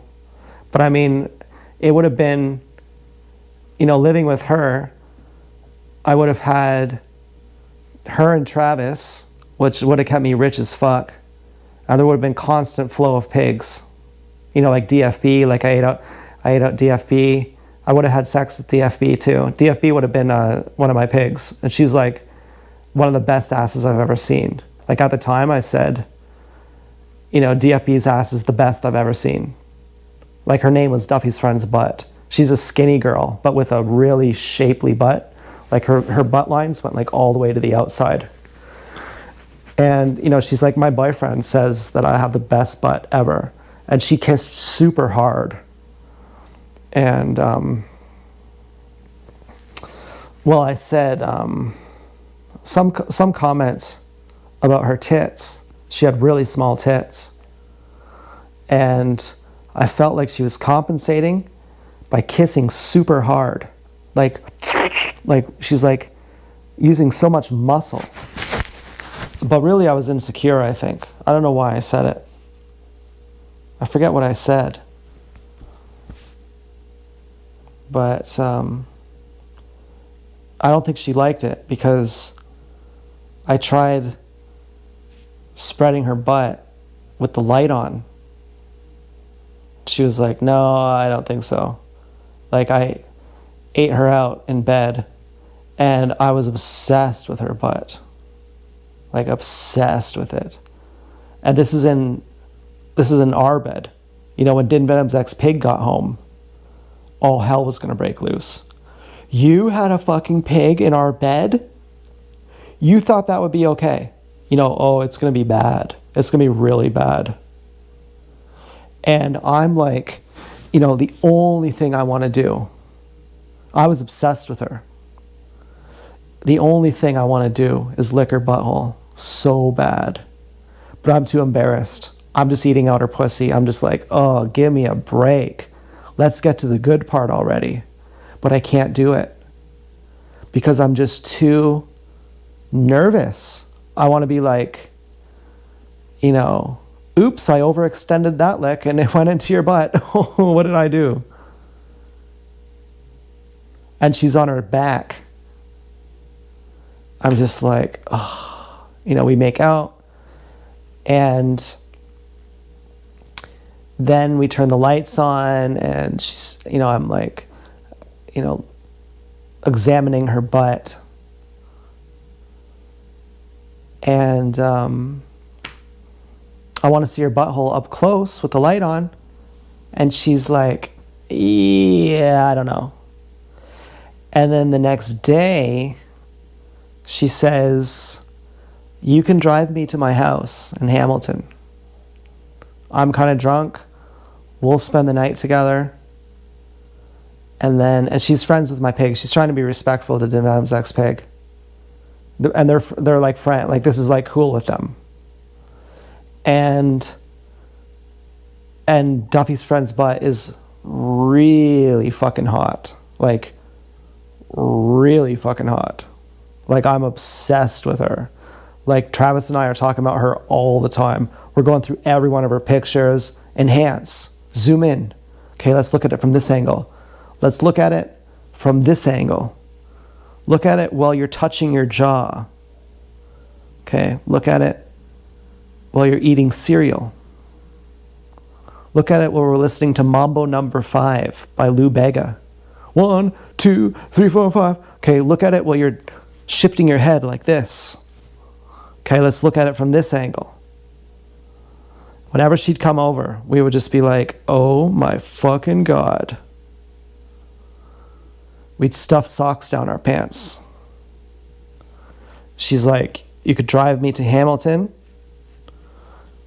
spend the night, and then tomorrow, I'll drive you back. You know, but I wasn't about that. I wasn't about that. Oh, you get way hornier when you're getting older. You're like, oh, I should have done it. But I was like, why? For what? I have a lot of pride. You think I'm just gonna go to some dungeon? We had a bed last night. What the fuck is this? My pig comes home without a bra on, and she tells me it just fell off. And I'm supposed to play her games? No, that's not okay. And you're a complicit? You're the witch's accomplice? Making me run around like a dog with my tail between my legs just so I can lick your butt? Or another one of the hottest girls I've ever seen. She says, you can have a hand job. You can jack off in bed with me and you can hold my hand. Whatever that meant.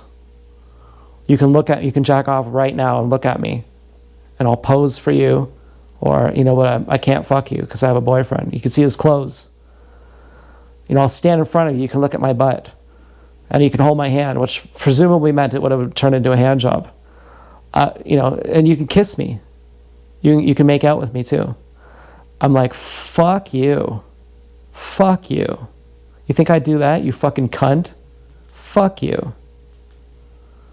But when I'm older, I'm like, oh shit, I should have done it. I would do it now. I'm so pathetic now. But I had a lot of pride. I had like so much pride. And good for me too. You know, as I got back, I'm like, yeah, I wasn't just secular. I was on my way. I was already listening to the closest people who are enlightened. I was close to being spiritual, but I wasn't. I was close, but I wasn't spiritual. And so I had a higher realm. And so I wasn't about to just beg some girl, you know, except for like, if it would actually to what I wanted. I wouldn't have begged for something I didn't want. But with Din Bam's ex-pig, I would just be like, can you please sit in the stretchy chair that's like a hammock with mesh while you do your makeup so I can eat you out from behind while I jack off laying on the floor? I know you're not into it, but I know you don't mind either.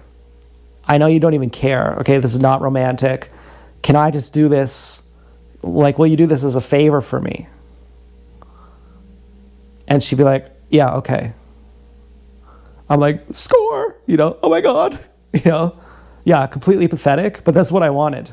Okay, I don't care about sex. I wanted to lick her butt. Like, that's what I wanted. And what I wanted most, she never gave me. She was very selfish in that. Do you know what I wanted most? You're going to think I wanted her to shit on me. No, that's not what it was. I wanted her to squirt on me. But every time she'd squirt, it was me who would do it. I would make her squirt. It would take me hours sometimes. Well, it wouldn't take hours. No, it wouldn't take hours. But I mean, I would be working on her for hours or for a long time. I don't know if it was a long time. And I learned her until my fucking arm was sore. Doing the come here and a bunch of moves I made up. But she couldn't squirt on her own. And so how am I supposed to do it? I want to lay on the ground and get squirted on. And she could, once in a while, she could make herself do it, but barely. And I was just like, you never do this for me. I make you come so good. I make you come better than anyone ever will ever again. By a lot. And you don't even do this for me? It's the only thing I ask for you. I never ask for anything other than, like, you know, everything. But whatever, you know?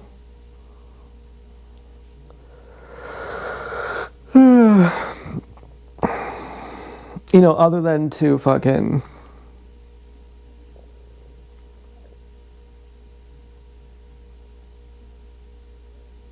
Well, whatever.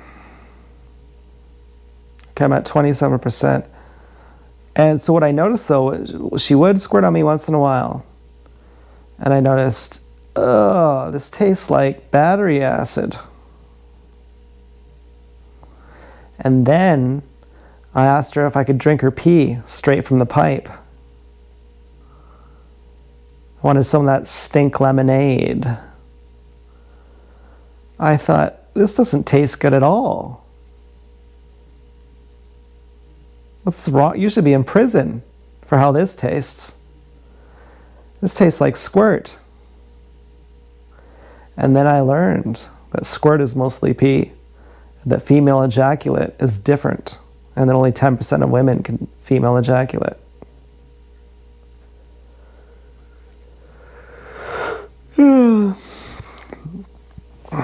And now that's what I really want. That's what I want to try the most. I think Anthony Kiedis calls it the sweetest sap.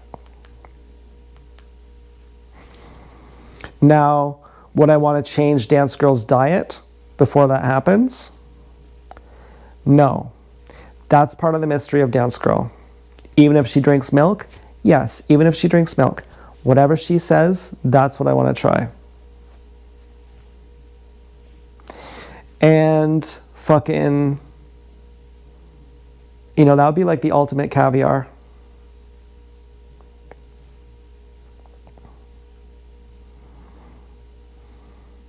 Now, what would I like to do with Dance Girl?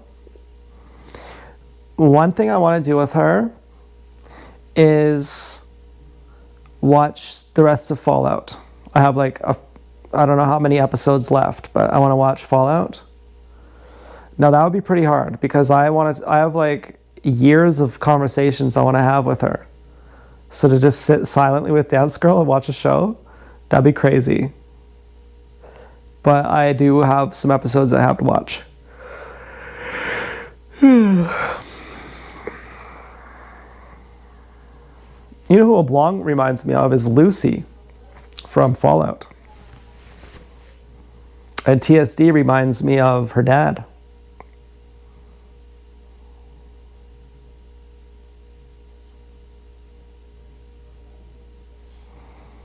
I don't know how it ends. Am I the ghoul? Well, strangely, I'm also Lucy. But who else is there? I don't know. The super mutant.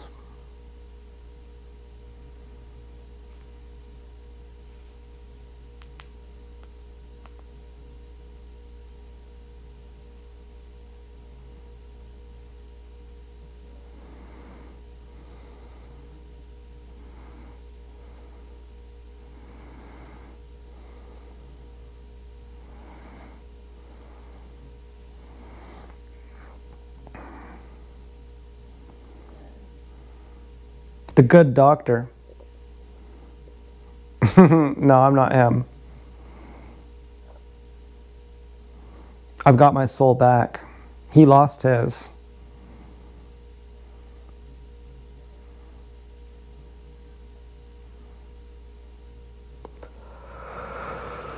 I don't know.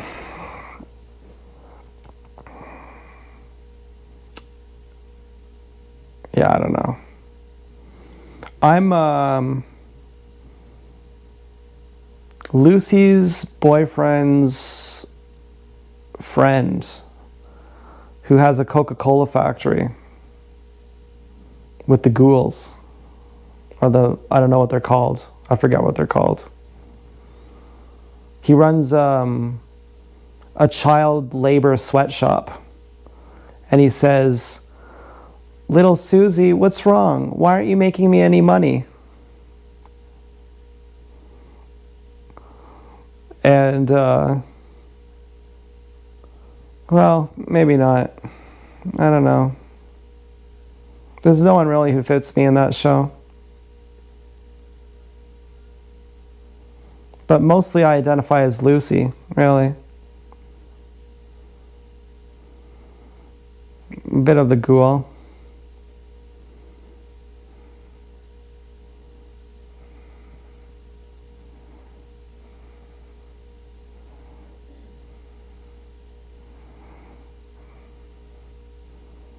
I'd say I'm the good doctor before he gets converted. Pretty much. But I'm Rain in Ninja Assassin. And I'm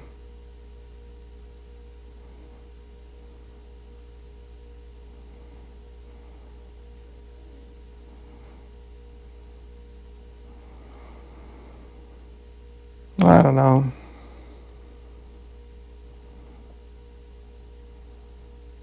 I'm tired.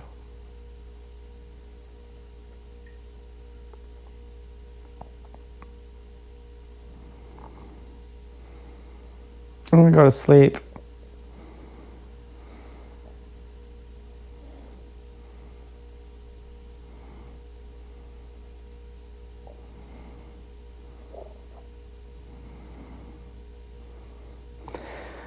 Why don't they have strawberry cheesecake ice cream at Freshco? Fucking zips me. And at Zara's it's $6.99. At Walmart it's like $5.49 or like $5.99. I'm not paying an extra $1 for ice cream.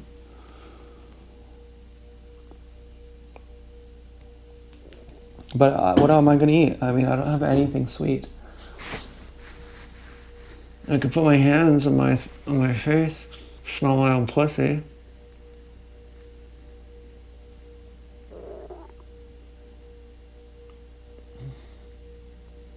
I mean, what do you get? Do you ever get chips as a snack?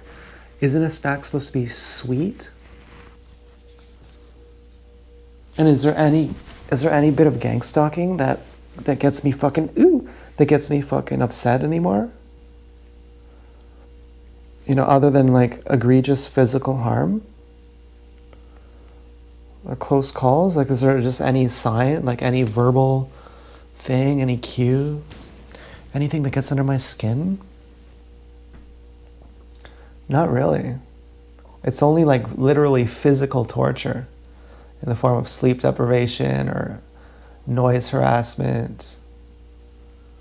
But if it's purely psychological torture, I'm like, yeah, that's not, I'm kind of immune to that. Typically, I mean, depends on my state. This morning I was not immune. What a fucking horrible time. Ugh. But now I'm like, yeah, anyone can see anything I've ever said. You can have any problem with me, and I'm not concerned. Go ahead, whatever you're gonna do, whatever you're gonna say, go ahead. I'm not scared. I have the light. And you know what the weirdest thing is? Stephen Molyneux was on Sam Hyde's channel. Now, Sam Hyde is clearly a slob. Now, should I eat these with my pussy hands? No, I don't know.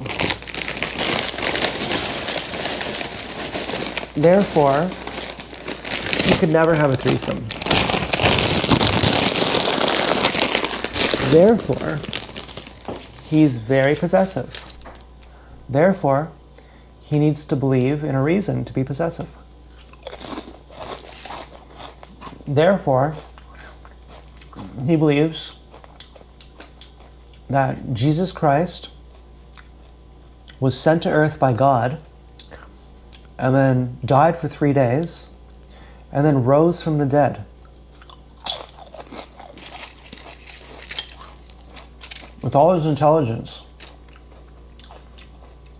he believes that so that he can justify telling his girlfriend that she could never fuck anyone else.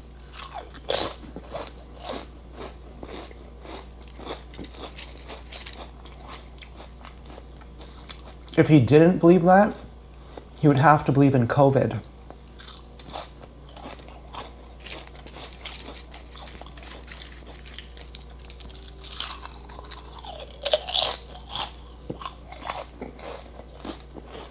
Which is the same thing.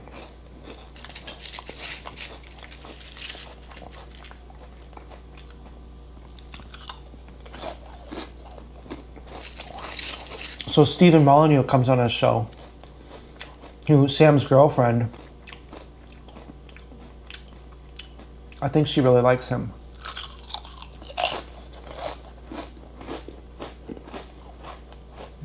And he says, what would it take you to to believe? What would you have to see to believe that God sent Jesus to die on the cross? And Stephen is like, I don't really know much about him, about this Stephen guy. But within 1 second, I was like, he's not insane.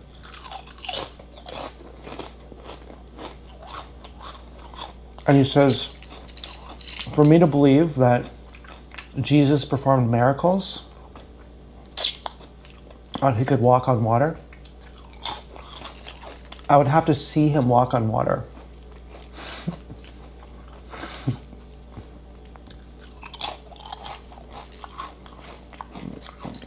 Sam's argument for God is so ridiculous.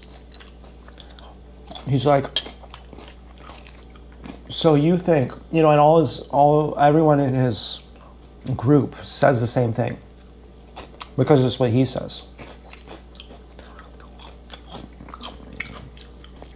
Now, I don't know if Nick believes it or Alex.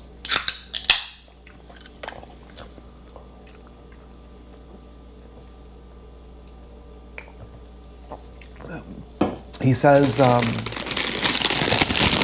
life is so perfect and beautiful that it had to come from somewhere, which is a projection of the ego. That you had a beginning and you had an end. Well, what did?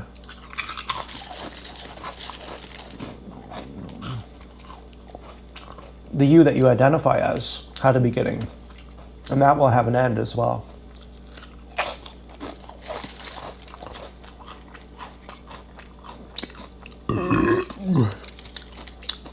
What's that you? It's your ego.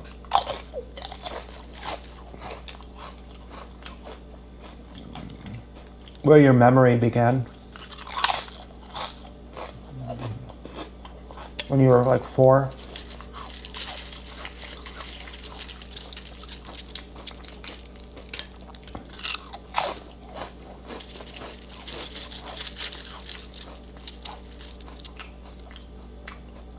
And that's what you're calling yourself. So that's why you think the Big Bang Theory makes sense.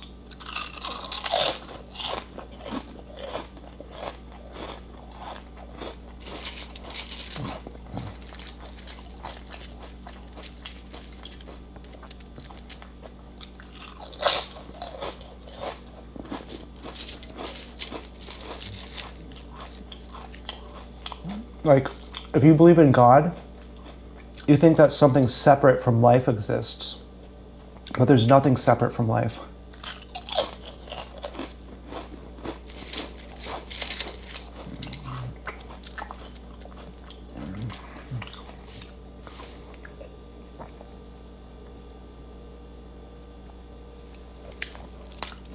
You think that God and life are different.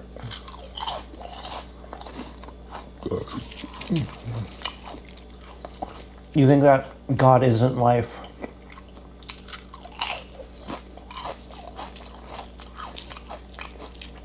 And you're fucking anti-human because of that.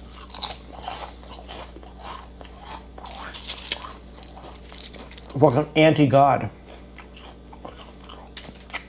Sam Hyde is completely secular. He's the most atheist person in the world.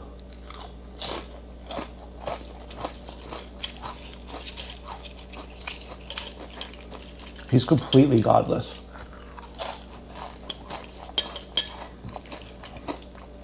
He's like Alan Watts. Alan Watts will talk all day about enlightenment. He has PhDs in enlightenment. He has 160 IQ. And he's spent 20 years studying philosophy and Eastern philosophy. And he knows everything that's ever been published about enlightenment.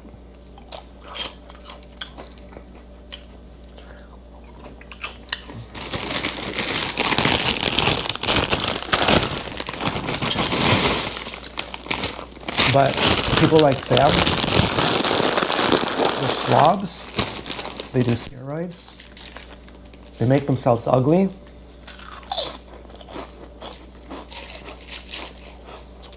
And then, when they fail, because when you have millions of dollars and you have celebritydom, and you still can't fuck a pig, what else can you do but turn to God? Look for the other world.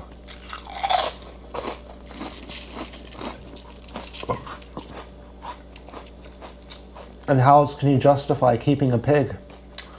Just for God. You, not for little old me. No, I would never ask that. It's for God. God needs you to suck only my dick. You hear? Okay? It's like, that's my impression of Sam doing a black impression.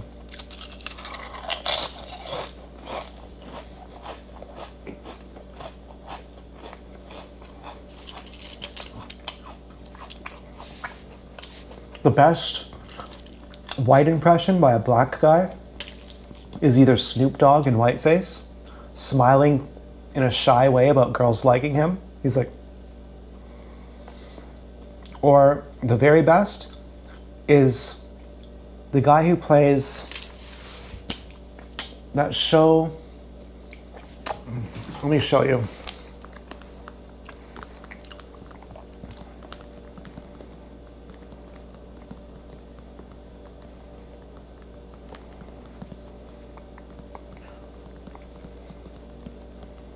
Teddy Perkins.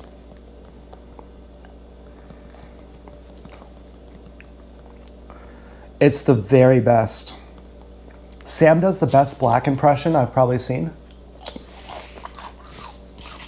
But the best white impression is from a show called Atlanta. Played by Donald Glover. I'm going to show you a scene.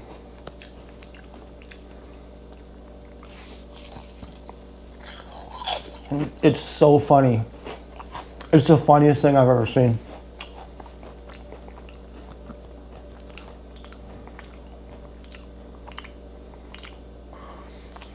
Okay, so this. Oh. Hey, man. Chill. Congratulations. Oh, it's too much. What's your phone? Okay, I'm not going to show you the. I'm not going to show you. Okay, look at this. I gotta get a drink first.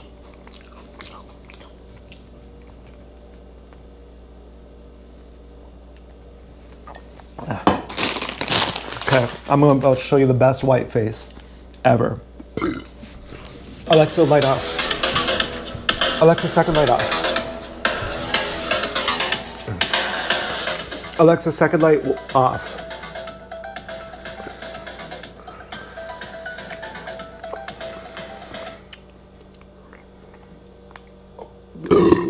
Like a trophy room.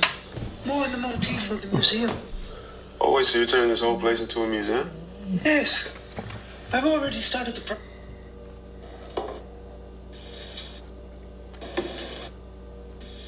Oh, wait, so you're turning this whole place into a museum? This guy, Yes. I'm pretty sure that's Donald Glover. started the process I'm of pretty sure it's the making same this guy historical playing site. both characters.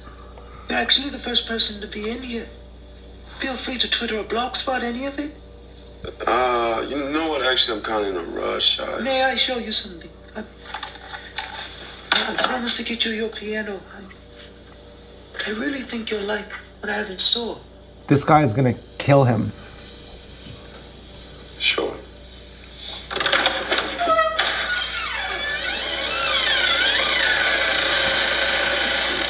What's in there? Go ahead. Walk in.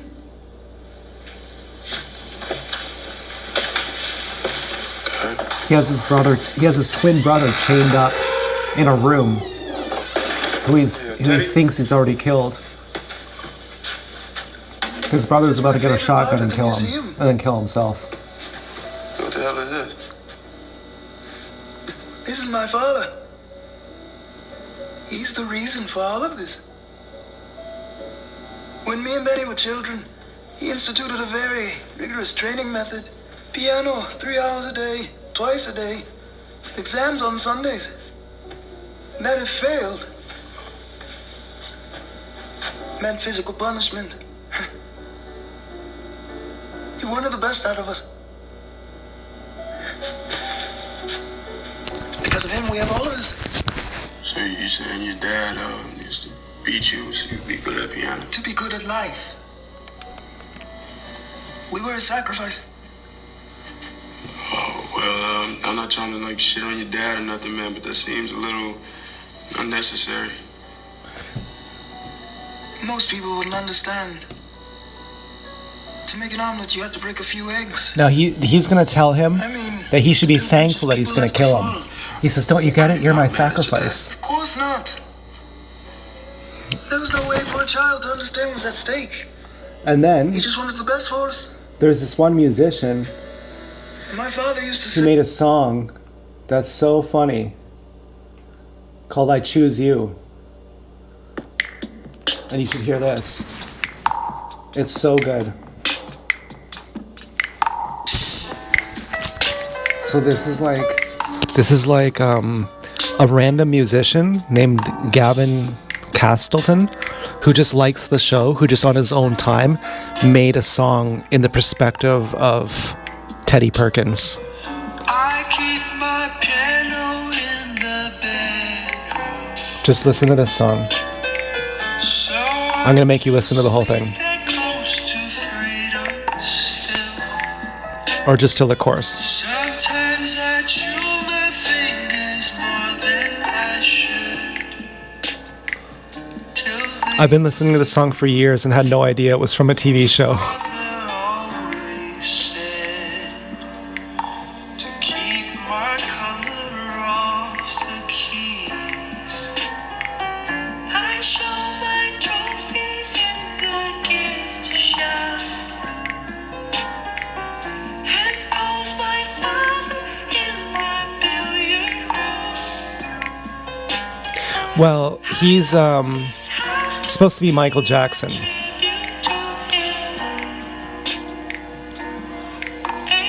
Now there's gonna be some people who say, are you doing a really subtle threat right now? No.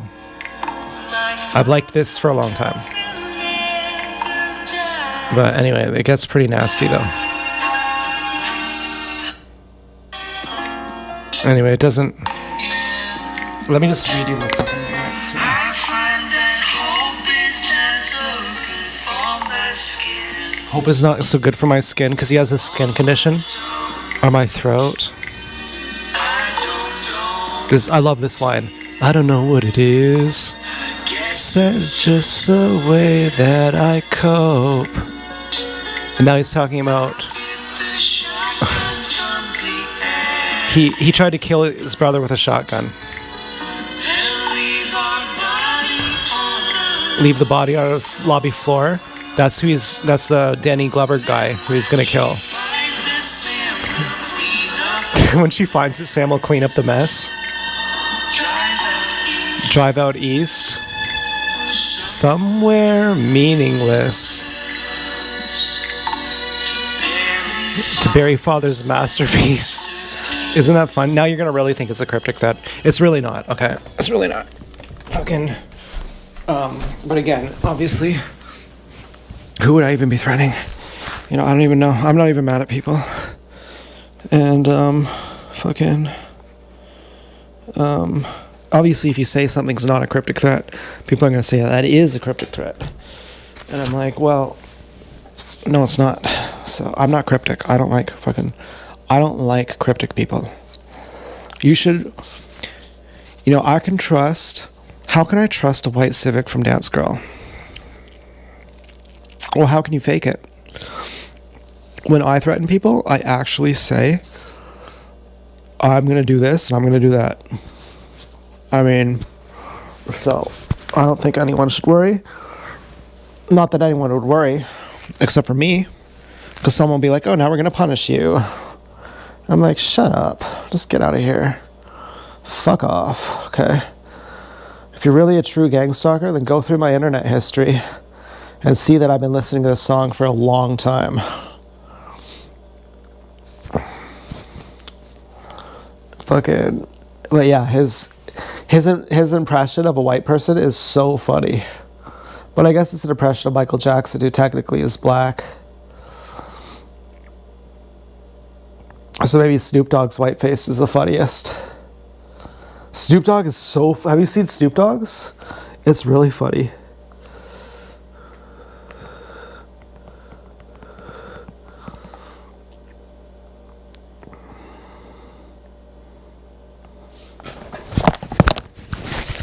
Look at Snoop Dogg. You want to roll with me to the game, Rory? Hey, hanging out with Rory. Two white guys. He wants to go out to my game tomorrow. It's gonna be fun. Oh wow, you gonna film it? Are you gonna film it? Yes, sir. Yeah. Woo! Hi guys, it's Todd again. Well, my bros want me to tell you about this new website, White Guys Connect, where white guys look for fly single females to have a great time. I'm Todd, White Guys Connect. Give us a call. Yeah. Hey guys, it's Todd again. As you can see, I'm riding through the city having a fucking blast, baby. Yeah, White Guys Connect. Looking for any single females. Yeah, baby.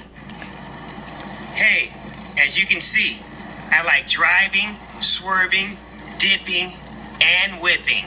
It's Todd, baby. Love ya. See you soon. Fuck.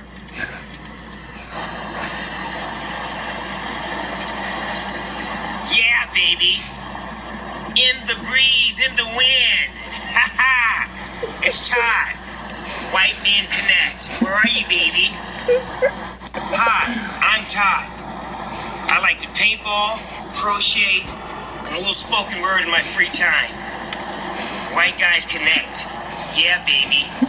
Where are you?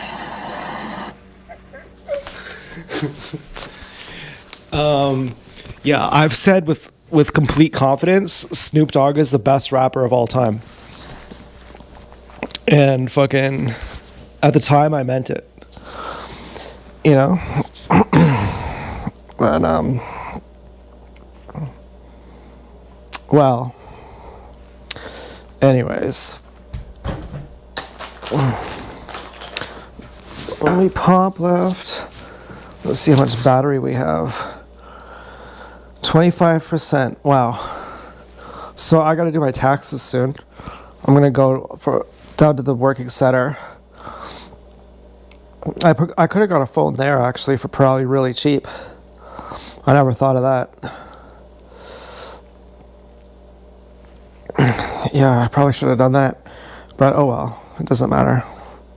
I could get a computer for really cheap there. But I don't even want a computer. Fucking, I don't want a phone either. I just want an MP3 player. I don't know what I'm going to do with money. Well, if I get tax money back, I'll just probably buy some fruit or something. I don't know. I could really shape my life up. I wonder about how happy some people are. Well, you know, I really wonder about Stella and Jamie. Now, I know they might be listening. I don't think they are, but maybe they are. And and they're not going to like this. But it's not about anything recent, okay? And who knows? But I used to wonder, are they like way happier than me? Now, I believed, wrongly or rightly, that they were having a good old time putting gum in my hair. They were having a good old time doing that. And I thought, in order to have a good old time torturing someone, you got to be really unhappy. But I thought, what if they are? What if they're actually really happy? What if they're like way happier than me and they know it? And I have like no life. Like I'm really just gutter slime. And they're just like, yeah, just put him out of his misery. Just fucking finish him off. And, you know, I'm like, you know, they have They have each other, they have a family, and they have each other. And I'm like, do they have more satisfaction in life than me? And I'm feeling like lonely and fucked up. And I'm thinking like, do they not only have that, but they're aware of it? They can, because they're at a higher point in their life, they can tell that I'm at a lower point, and that I have like nothing, and I'm like super fucked up, super lonely. Everything I do is baseless. It's a goose chase. I'm pissing in the wind, and my efforts are futile. And I'm working double as hard to fail twice as much. And I'm struggling double as hard to fail, and all my efforts are futile, and they're not leading towards anything. And I'm just running in circles, and meanwhile they have real life. Whatever life is, I've given up on it, and I don't care about it. And I'm just trying to cope. But they have real life. Fucking dick is itchy. And fuck. Ugh. Well, Osho says when you say whatever something is, someone asked him, what is truth? And whatever it is, why don't people care about it? And he said, you're asking the most significant question that can be asked, and you're saying whatever it is, showing that you're completely indifferent to what it is. And then you're throwing that indifference onto people. Why don't you have guts to say that you don't care what it is? And so now that I have Dance Girl, I wonder if I'm on Stella and Jamie's level. And they're like, now you're cool. Now you understand what it's like. Now you get it. And I'm like, I wonder if I finally got to your level. And, and that's why you're nicer to me now. And I'm like, I like, it was difficult for me to get here. What a lot of people might take for granted, it was actually really difficult for me to get here. And then sometimes I wonder if Dance Girl and I have like a super good relationship. Like, how do you compare? And how do you feel about your relationship with people? I mean, back when I had Din Madam's ex-pig, I felt like I was way cooler than everyone. But eventually, I didn't really feel like that anymore.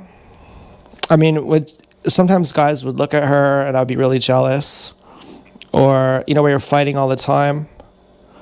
And really the only thing I had was that she was mine. But like our home life, it was really sweet too.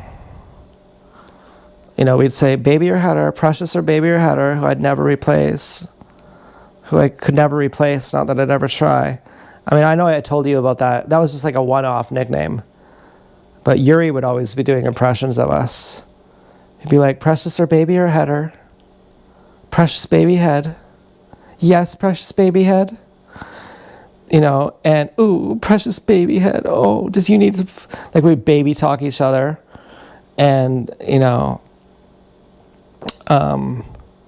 but then we'd fight. It was just like back and forth, like fighting and then baby talking, fighting and baby talking. Can you imagine calling your pig precious baby header? Precious or baby or header? Precious or baby head? Then, surprise, she's shocked. I don't want to have a baby. I'm like, precious baby head. And, that's the way to a woman's heart. You just you name her Crowning. And, I felt like everyone else was a loser compared to us. I was like, we're the best. But in hindsight, we didn't have much. No, we were great. There was a time I was just looking at her, And I was thinking, God damn it. Like, you have no idea how good you are and how worthless I am. You know, I could tell she wasn't damaged like I was. I could just tell. I was like, you're a real person. Oh, you're a coward. You're spineless. You're a cheat.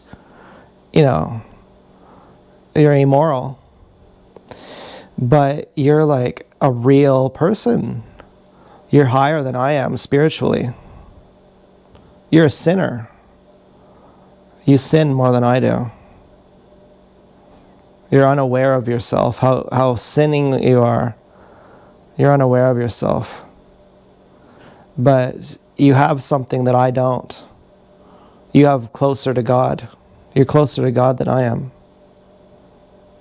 And I wish. And you label it, you say, we're hot. We're just like you, but we're hot. We're just the same as you, but we're hot. And I was like, yeah. Yeah, exactly. The seed that is neither hot nor cold, I spit it. But you're fucking hot. You get it. And I would just be crying. We'd be dancing together. I'd just start crying. I think, how do you get it? Oh, I know that you get all the dick you want. You go to the job interview, you get the job. You're going to have an easy life no matter what. You're going to have any boyfriend you want, you're going to have. Except for Porter. But he was a coward. The boyfriend you might want is a coward. You might want someone who you can't have. Even if the only way you can not have him is because he's too scared of you.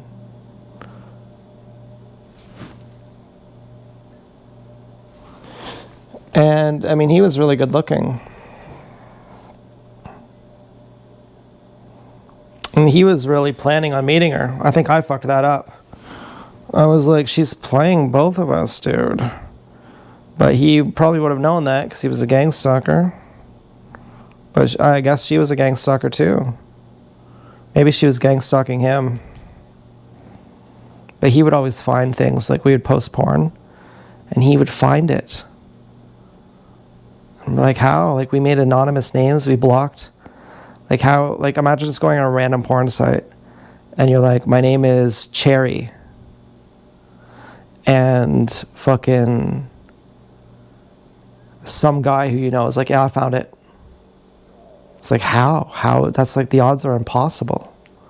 Unless you have special ways, special methods.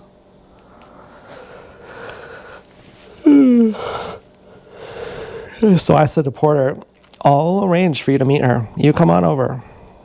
He lived in the United States, but his family had property in Toronto. So he said, I think he was a liar. And I said, she really wants to meet you, and she's with some fucking idiot. I said, I love her, and I love her so much, like, I truly love her, that I don't care if I fuck her. Like, I've already, like, it doesn't even matter. I want her to be with who she's supposed to be with, not with some retard. So you come meet her. I know you're scared. Okay, I don't know what it is. I don't know if you're short. She's 6'2". I don't know what it is. I know you have a beautiful face. I don't know if it's even you. You may have sent her. Obviously, it's pretty suspicious that you never Skyped her. You only talked to her on the phone. You know what she did when her and I broke up? Like, we had some fights sometimes. She called him. I was like, you fucking...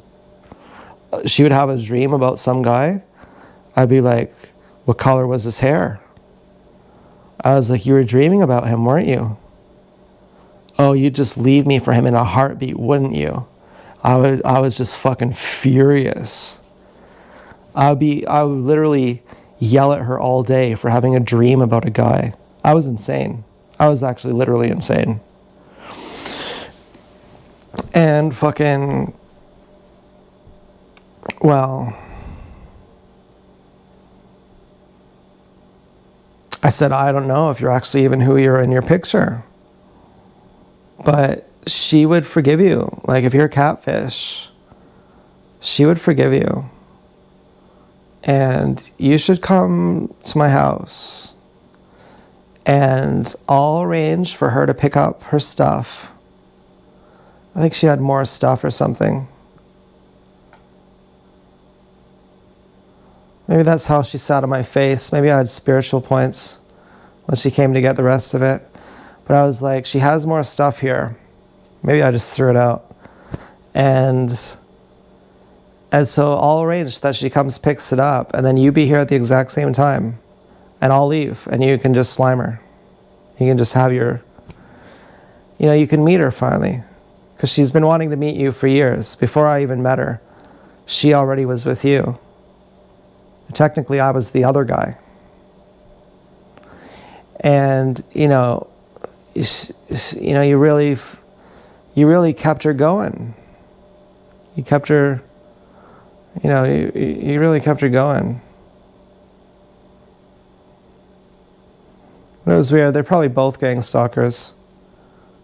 She's like, come kidnap me, when I went through her email. And he's like, well, what if Zach is our chauffeur? He'll drive us around. It's like, oh man, I was gonna, imagine having a kid with a pig like that. So I'm like, what changed? You remember our conversation earlier? I'm like, oh, I'll adopt a baby with Dance Girl. But why not with Din Venom's ex-pig? Because she's a fucking liar. She had everything. She would have loved me. I mean, my dad was like, you keep saying she's going to leave you for someone else. Whose cum does she drink every night? Like, she would, if you told her to hit someone in the head with a bat, she would do it. She wants to have your kid. Okay, just, why do you think she doesn't love you? I'm like, because she's a fucking liar. And his girlfriend's like, well, she has the right to lie. And my dad's girlfriend was a pathological liar.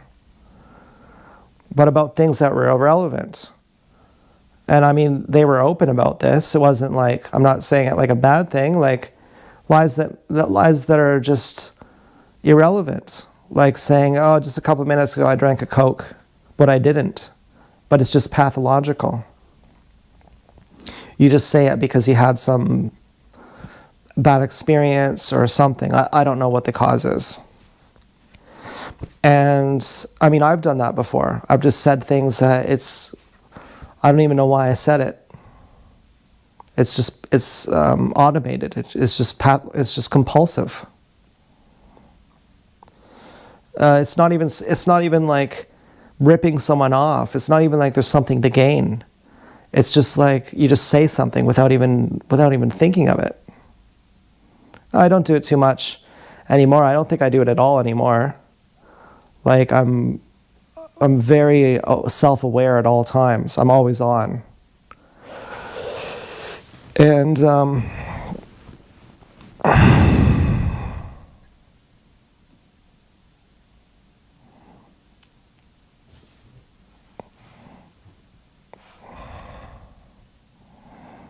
but she would have treated me really good in a certain sense.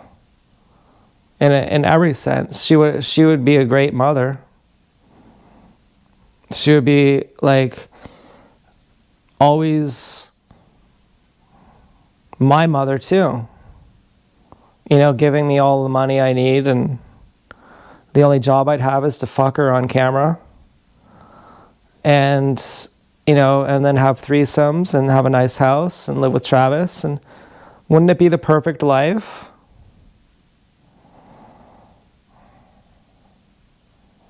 I mean, really think about it. Like a really hot pig who loves you. And she's loyal, but she lies, but her lies don't matter because she still loves you.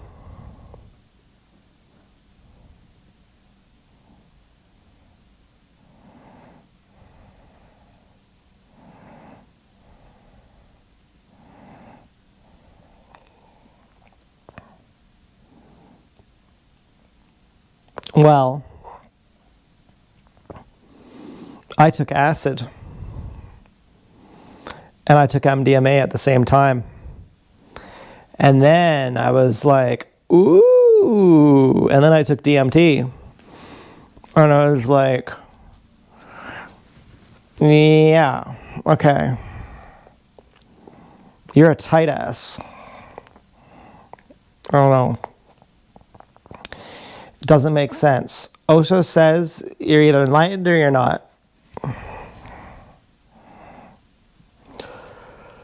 And I felt like when I did acid and MDMA, I was way more enlightened than her all of a sudden. Or maybe just closer to it. Maybe neither of us were.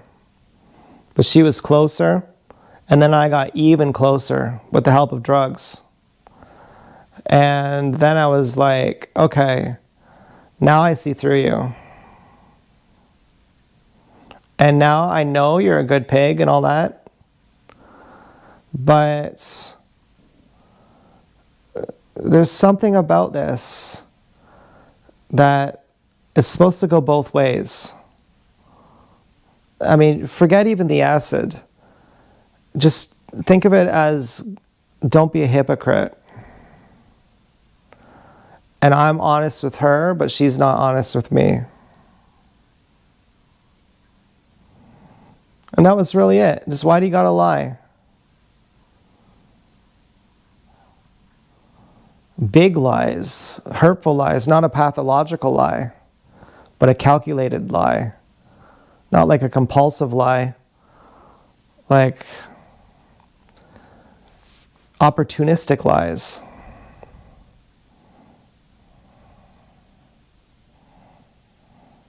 Expecting me to tell her the truth.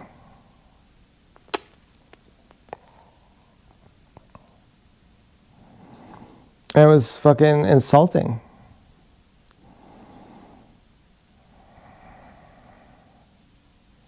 I mean, I heard Alexander the Great was talking to someone, and he was like, I think it was like a king or something. And he was like, I'm higher than you. And Alexander the Great was like, don't ever say you're higher than me. Say you sit above me, but don't ever say you're higher than me. Because he was embarrassed that he was short. So he had to fight the whole world and conquer the whole world. And so I'm skinny. So I'm like, don't ever say you're higher than me. Because to me it matters.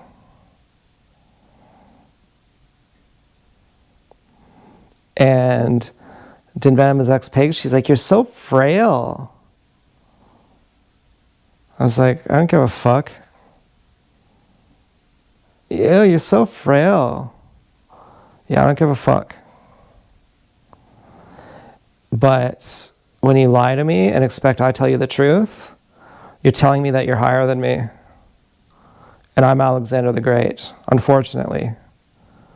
To my own embarrassment and horror, feeling petty and disgusted with myself. I can't have that.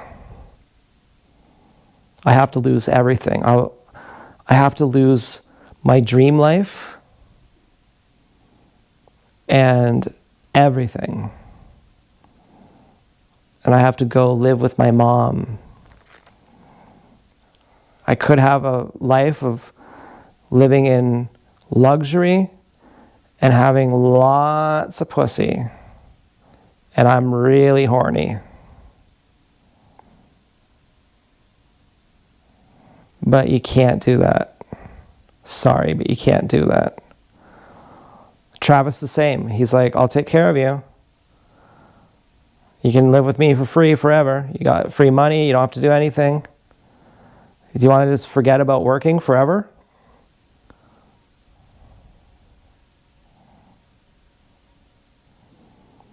Have enough money, you can have any pig you want, pretty much.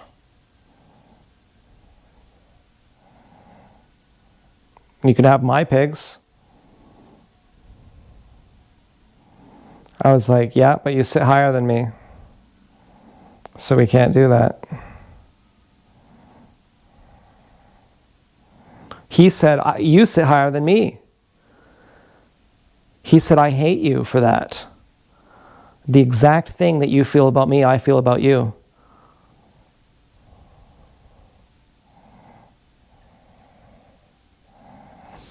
I said, are you serious?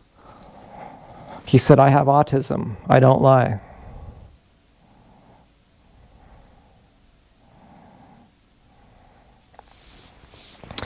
Well,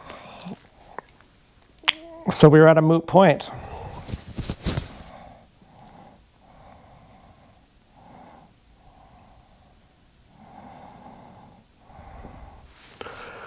Isn't jacking off fun? It's so much fun. Oh, it's been a while. I'd be curious how long I'd last in bed with Dance Girl.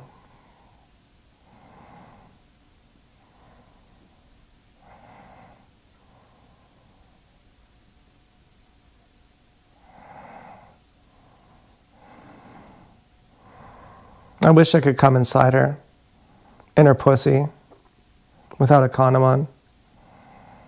That'd be so cool. I'd be scared too. She'd be like, I'm on the pill. I'd be like, yeah, you probably go to church too, and you probably wouldn't get an abortion. And I would never ask that. I would never talk about that. She'd be like, but I'm on the pill, and I wouldn't get pregnant. I'd be like, yeah, I don't know. But if God put his hand down and said she's actually not going to get pregnant, then I would wonder how long it would take me to come. Because I'll bet it would take a long time. Because the moment would have to be right. I would hope. Maybe I'll just instantly bust one pump chump.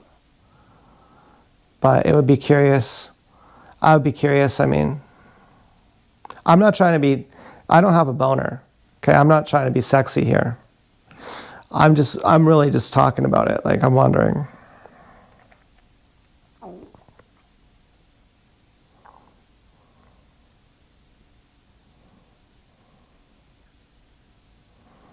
I wish so bad I could suck my own dick.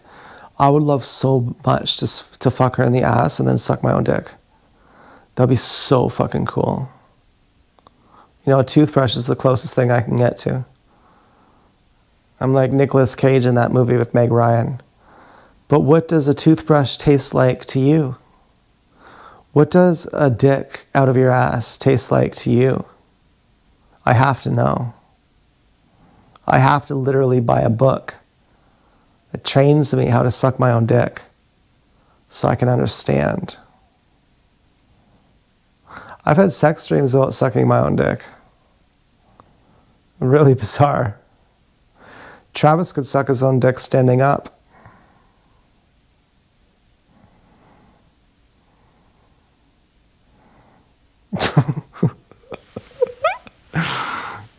Well, he's really great.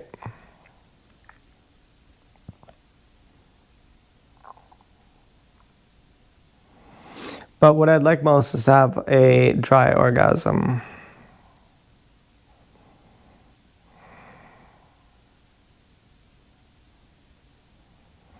I forget how I used to do it. I'm gonna have to relearn.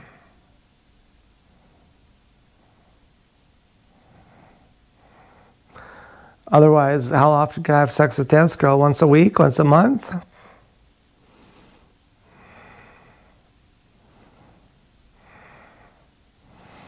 Well, Everything is foreplay.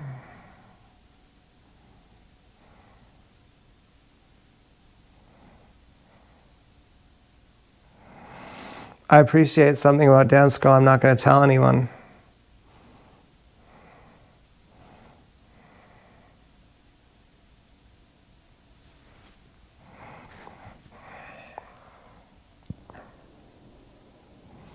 She wouldn't care.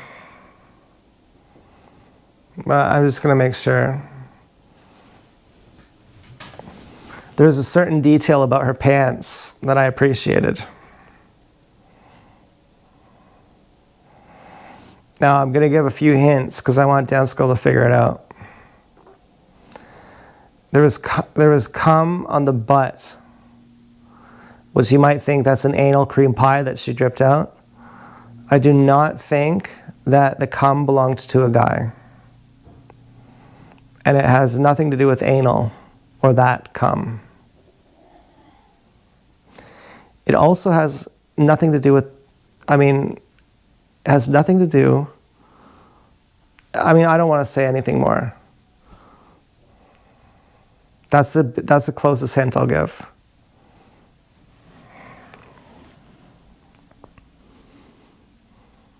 It has nothing to do with the placement of the cum.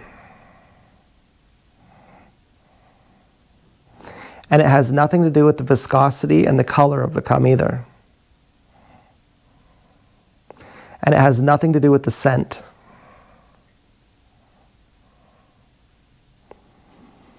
This is a detail that if she hears it, she's going to go, oh yeah, I could have thought of that. But if I don't tell her, she's never going to think of it. It's obvious too. It's right in front of her. But she won't get it. Somehow it's too hidden in plain sight. Maybe she knows. I'll bet she might know.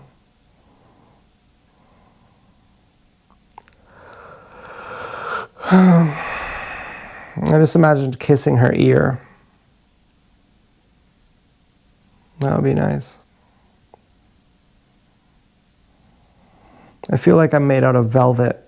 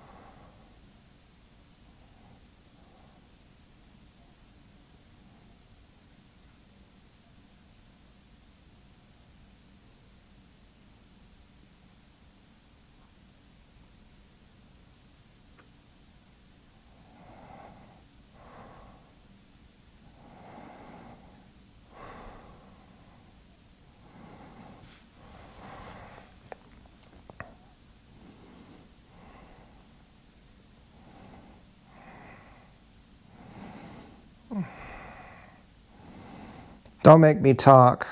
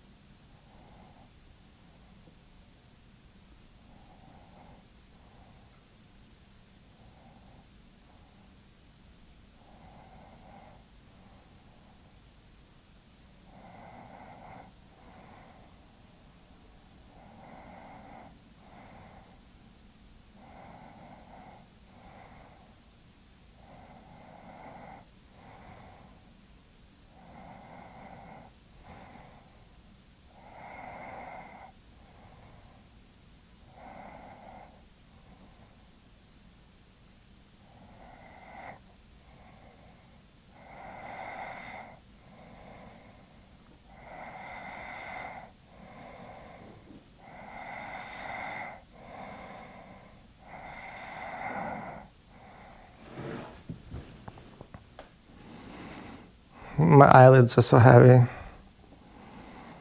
I can't get up to pee. All I could think of was doing jumps in a car on dirt roads.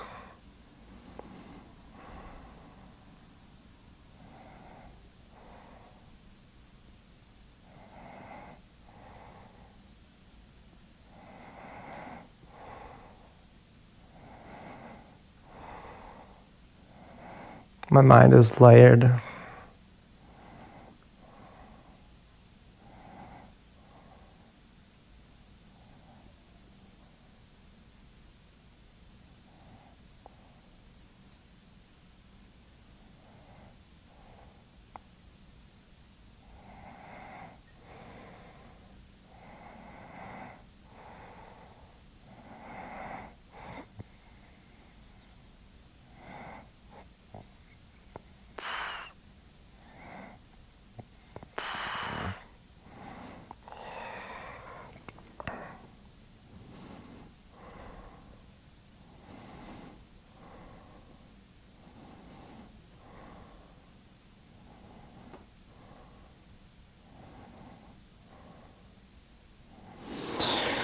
I'm really tired. I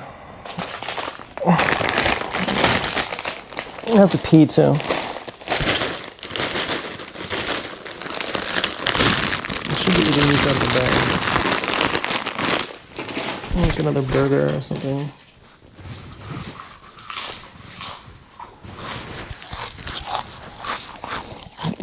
I used to go to sleep and use Din Venom's ex-pig's butt as a pillow.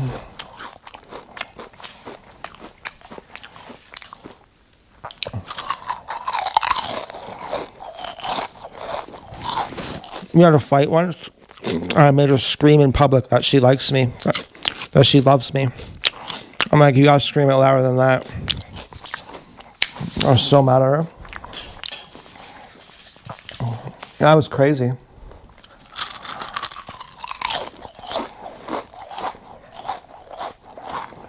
I'm trying to sleep with my face in her ass crack, like face down.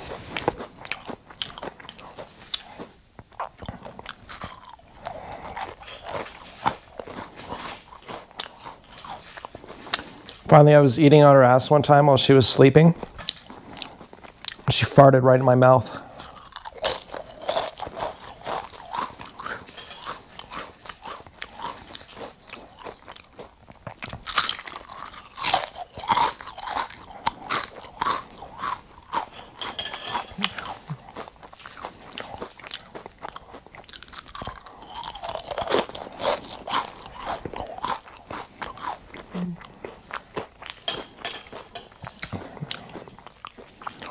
I masturbated to it later, but only to the imagination that she was awake.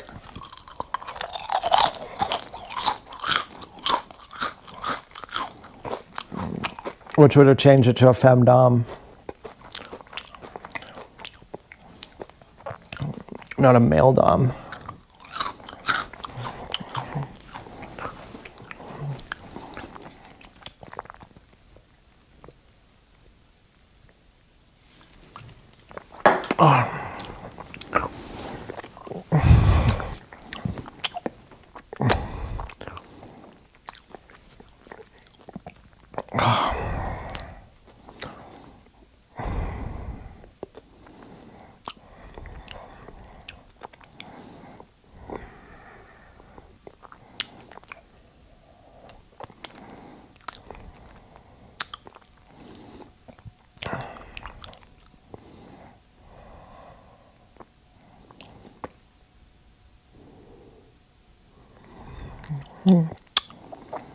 Travis, never mind.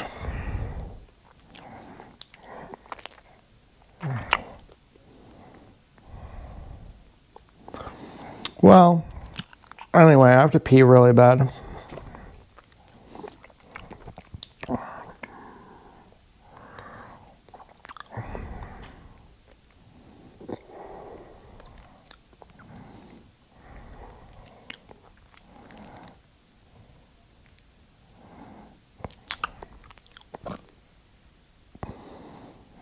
You know who one of my favorite porn stars was? Kat Patty Gold for her body. Oh, she just got me zipping.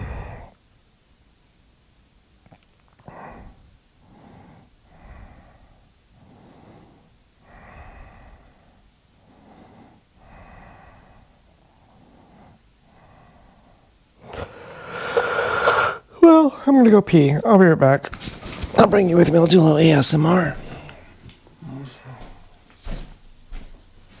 Ooh. Ooh. Ooh.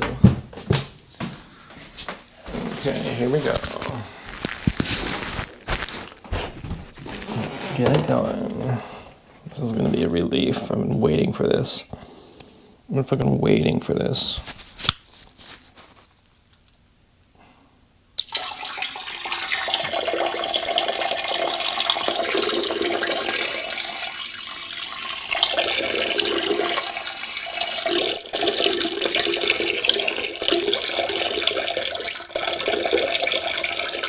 Isn't that precious? Isn't it wasteful that we flush toilets? What's up with that? We had this weed dealer who pissed on his weed. Like pissed in the soil or something. I don't know if he pissed on the plants. Fucking tasted weird. Smelled weird. After I found out that, I was like, that guy's a fucking pervert. I don't care what he says. I'd never smoked that guy's weed again. It wasn't our dealer, it was like someone else. Like, it wasn't our family dealer. Oh, you know what? I have fucking... I have fucking... spaghetti. Yeah, elbow noodle spaghetti. Perfect. Hey, thanks for hanging out. I'd be lonely without you.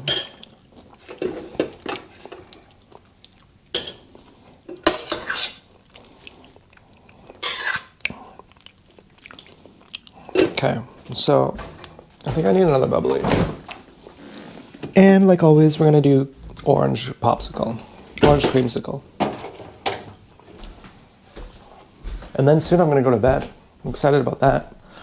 Yeah, I'm gonna go to bed without locking the door. Am I gonna get fucking horse fucked in the middle of the night? I don't think so. Could dance school do anything to stop it? I don't know. I don't think so.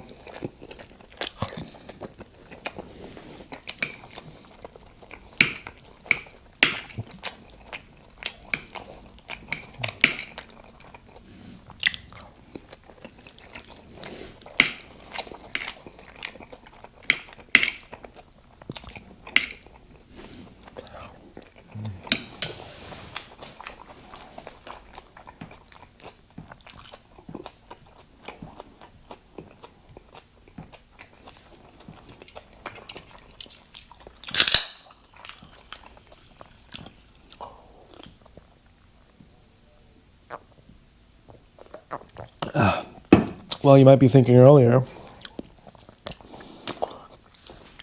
if someone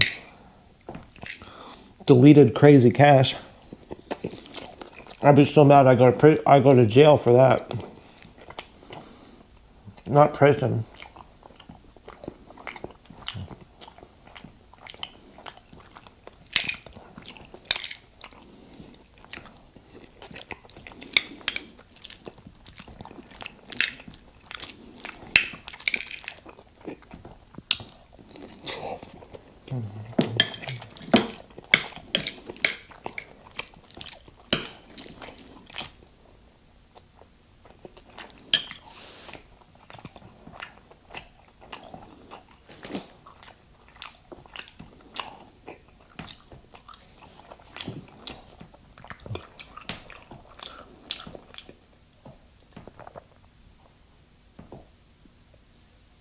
He wouldn't have understood.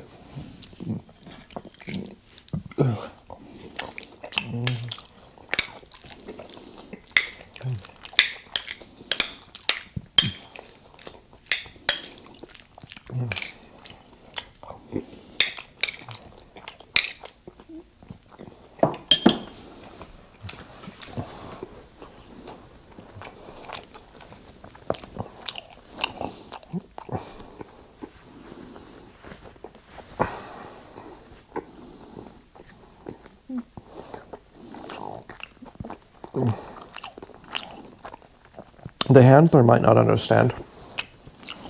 Probably not. Probably a retard.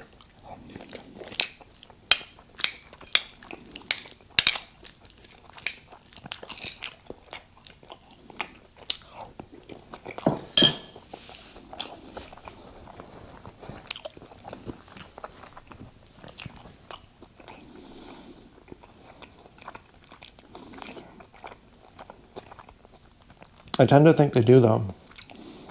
And they're just evil. I'm like, are you evil or retard?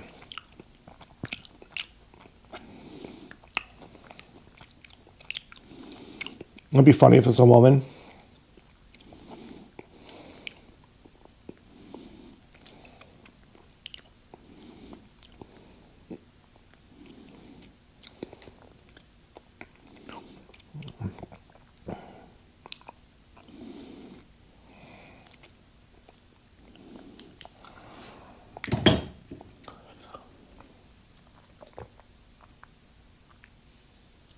You know who I wanted to brag to most about Dance Girl? Stella and Jamie.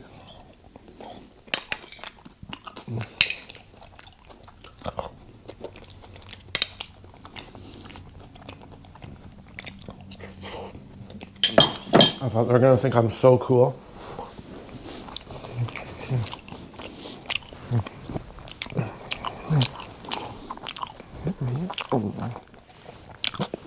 This was years ago when I first got the sweater.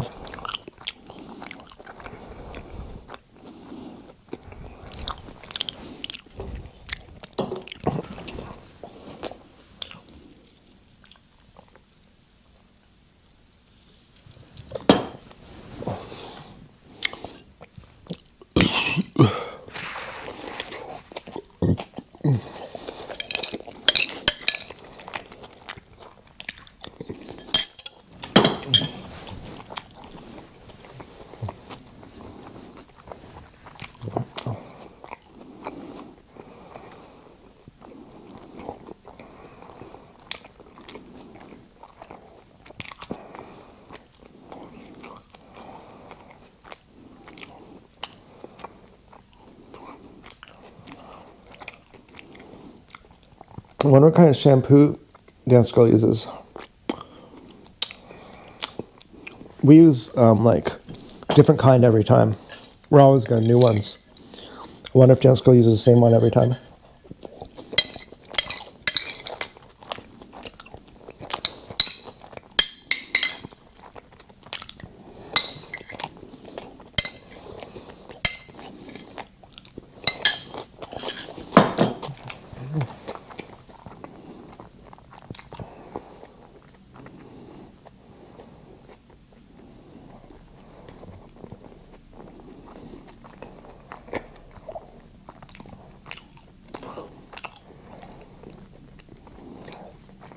You know, I worry my family doesn't love me too. I send a text, I don't hear anything back for 20 minutes.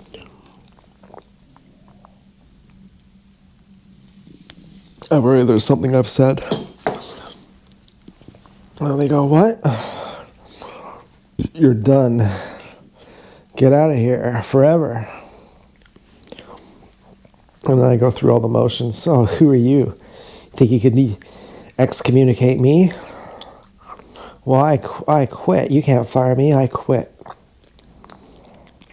And then we text, and I'm like, oh, hey, how you doing? Did I show you my ninja pants?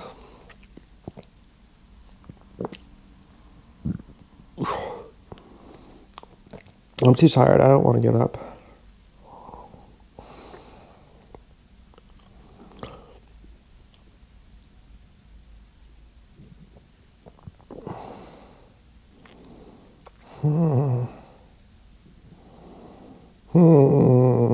Well, let me tell you what I'm really excited for. You know how David Blaine does David Lame kind of self-torture stunts. For my next one, I'm going to freeze myself in a block of liquid nitrogen. Okay. I'm like, yeah, for what it is, it's pretty funny. You know, the best magician, you know, the hottest cam girls, the hottest girls are not celebrities. They're fucking girls on Reddit. And they're not the highest voted usually. Unless it's a really unpopular subreddit. But no, they're not. If you go to fucking the highest of all time, they're typically, well, you know, like the David Blaine one. The best magician is this guy named Morgan Harrison or something. I think his last name is Harrison. And he's like the best magician in the world. And his tricks are, he'll steal your watch off your hand. And the comments are like, I've been a magician for 20 years, and this guy is the best in the world. Like, there's no one who could do it better than this guy. His card trick is, he says, tell me the name of any card. And then he pulls that card off the top of the deck. And he knows where every single card is. If you ask him, what's the 40th card in the deck? He knows where it is. And he can shuffle it. And as he's shuffling it, he knows where each card is at all times. And he can shuffle it within 1 second to bring whatever card to the very front of the deck. And he could do it like a one-handed shuffle, like off the cuff, where he's like, it takes him like 2 seconds to do it. So you say what card, he says, and we've just met, and that's a free choice. And as he's saying that, that's the time it takes him to get your card to the top of the deck. And then there was one comment who's like, I'm a magician, I know how like they steal watches. The watch he just stole off this, he goes up to these cops and he does the card trick for them, and he steals both of their watches. And then then he gives them their watches. And he does the card trick too. And the one is like the kind of watch he just stole. It's a clip watch. It's like a certain watch, and the type of clip is like extremely hard. Like, you shouldn't be able to do that. Like, this guy has like extreme skill. And I wrote a comment. I was like, I think there's some kind of like karmic work here, that you're like a targeted individual and someone put you in front of me so I could see this. Because when he's doing his card tricks, there's like sometimes people yelling in the background in a really kind of weird way, or there's cars like excessively honking. And I'm like, I think you're getting stalked. I don't know. I don't really know. I've had a good radar for it before. Like, I guessed for fucking Flesh Simulator, I was like with full confidence. I'm like, if you don't know gang stalking exists, you need to know that it exists. And if you do know it exists, you're a complete idiot for not talking about it. And I was like, oh, great. We could listen to your music, which sucks. Well, you overlay it over talking about tragedies. I'm like, girls are really going to love you now, huh? That you talk about tragedies done by the FBI, you talk about mass shootings, and you overlay your dramatic music to show girls how hot you are. I was like, unless you talk about gang stalking, you're not even addressing how these tragedies happen. all this cover-up happens through gang stalking, and you're a targeted individual. Obviously, you're a targeted individual. So you should talk about it and stop being such a baby. Finally, he did. I was so happy about it. After I said that, he's like, I think he reads every comment. He's like, my girlfriend wants me to join the New World Order, but I'm not going to do it. That meant my girlfriend wants me to become a gang stalker.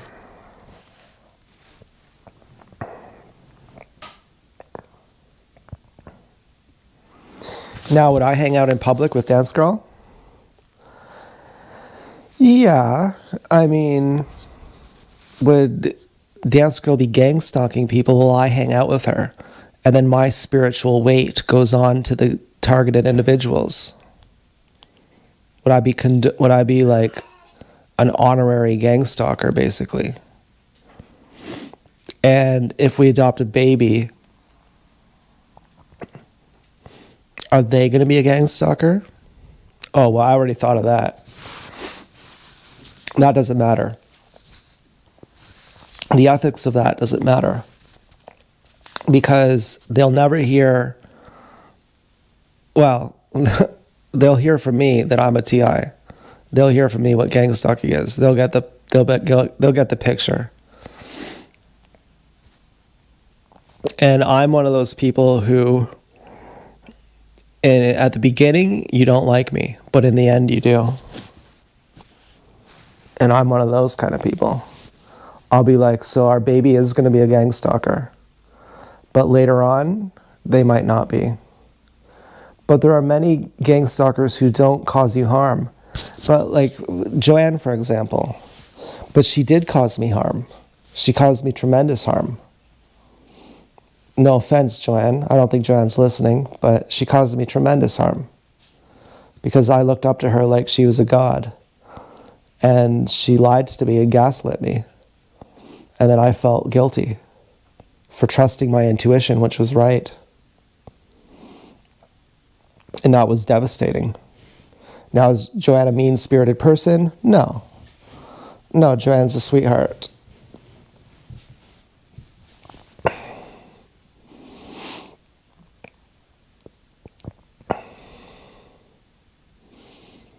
Well, she was just horny. You know, there was some people who are, you know, like my dad, for example. He never let on. Now, there was one time he said something that made me know that he had secret information. And I assumed that my pig had talked to him secretly. But what he really had let on was he knows. Another time I met these girls, and I told him, he's like, what were their names? I was like, Clindy. Black girl. He's like, oh, I fucked her. He said, do you know why so many girls have gotten the G-spot orgasm or something with these two fingers? Because they're mine. Something like that. I was like, wow, that's like, what a coincidence that, you know, I just meet some girls in the fucking middle of the night and you know them and you've been with them. Then later on, I'm like, oh, those were gang stalkers. But it was probably random enough.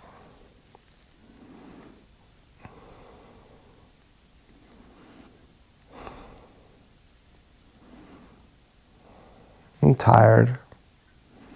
I wish Dance Girl was laying on top of me.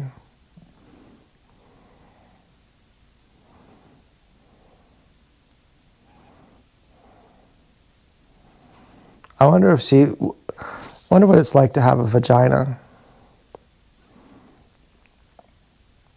Do you just gotta fill it up? You're like, oh, just fill it up. Put something in it.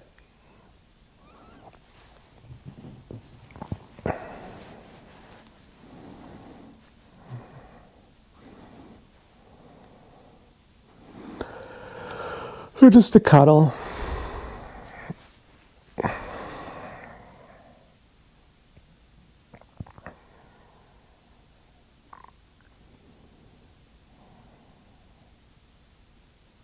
I'll bet it feels the same to cuddle for a girl as it does for a guy.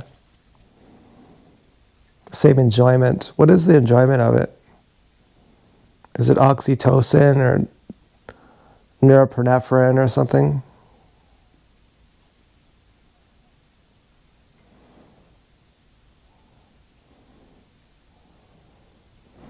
Some kind of synthetic heroin? Or heroin is some kind of synthetic love?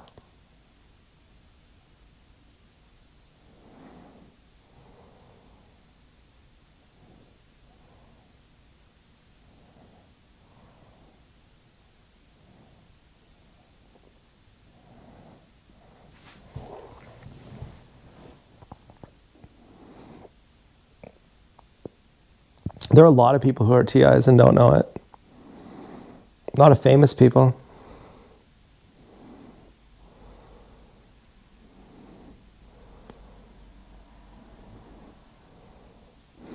It helps sometimes. And other times it doesn't. If you don't have security, you don't have an entourage, you're just helpless. I thought I have to become a celebrity in my own town to protect myself.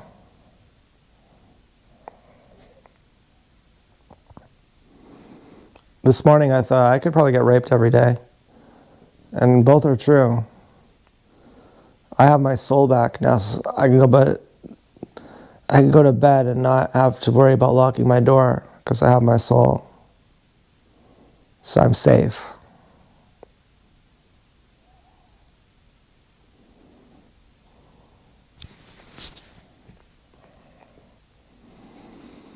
And I got Dance Girl back too. After my soul came back, Dance Girl came back too. I think she was there the whole time.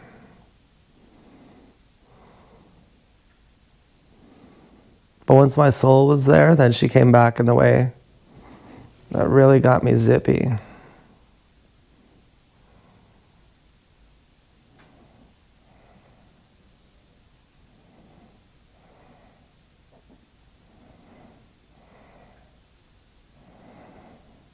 I can't wait to see Dance Girl's teeth.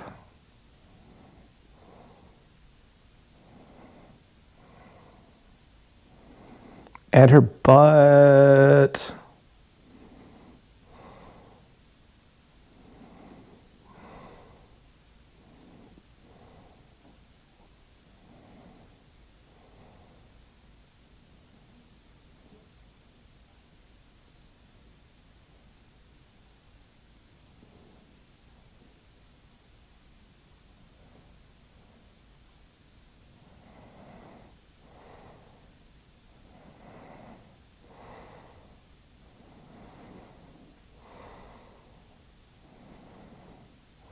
How long do you bake bread for?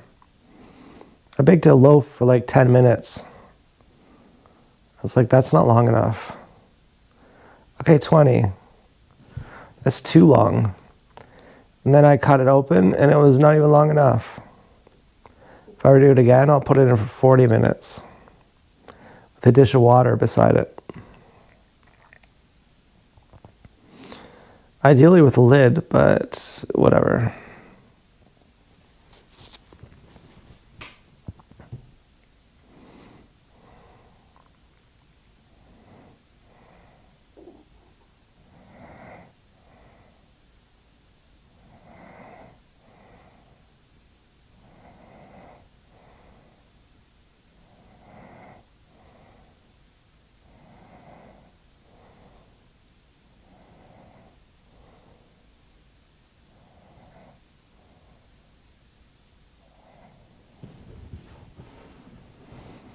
What are you doing?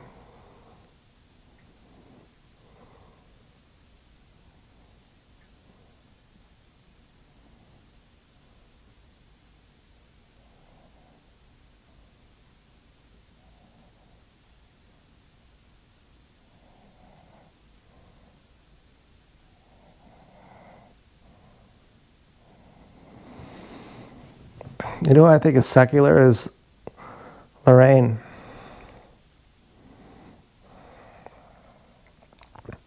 Alternative homesteading.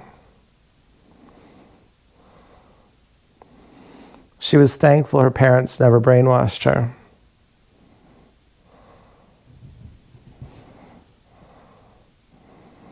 But religion has nothing to do with God.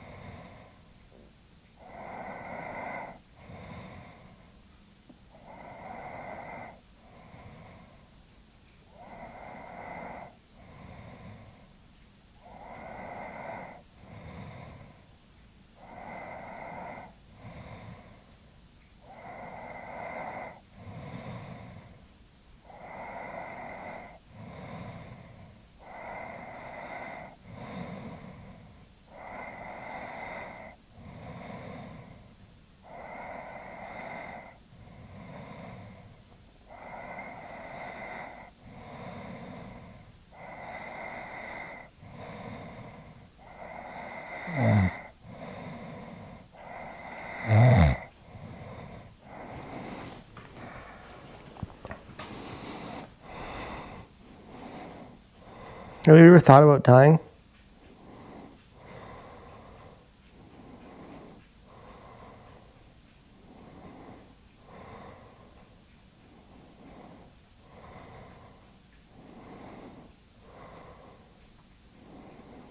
Not like a suicide, or not like violent, but I mean just getting old, and that one day you're going to be like, okay, time to die. Have you ever thought, like, what the fuck is that going to be all about? What's going on there? And for that matter, what's going on? Why does poo exist? Do you ever think the fact that poo is real is fucking weird? Who would make this?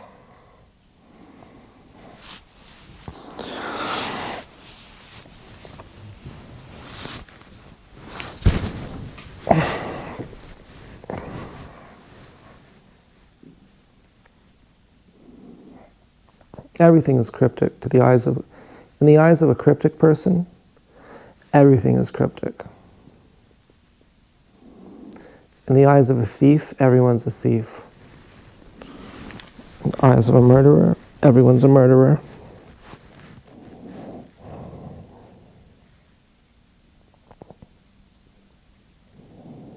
I'm going to bed now, for real this time.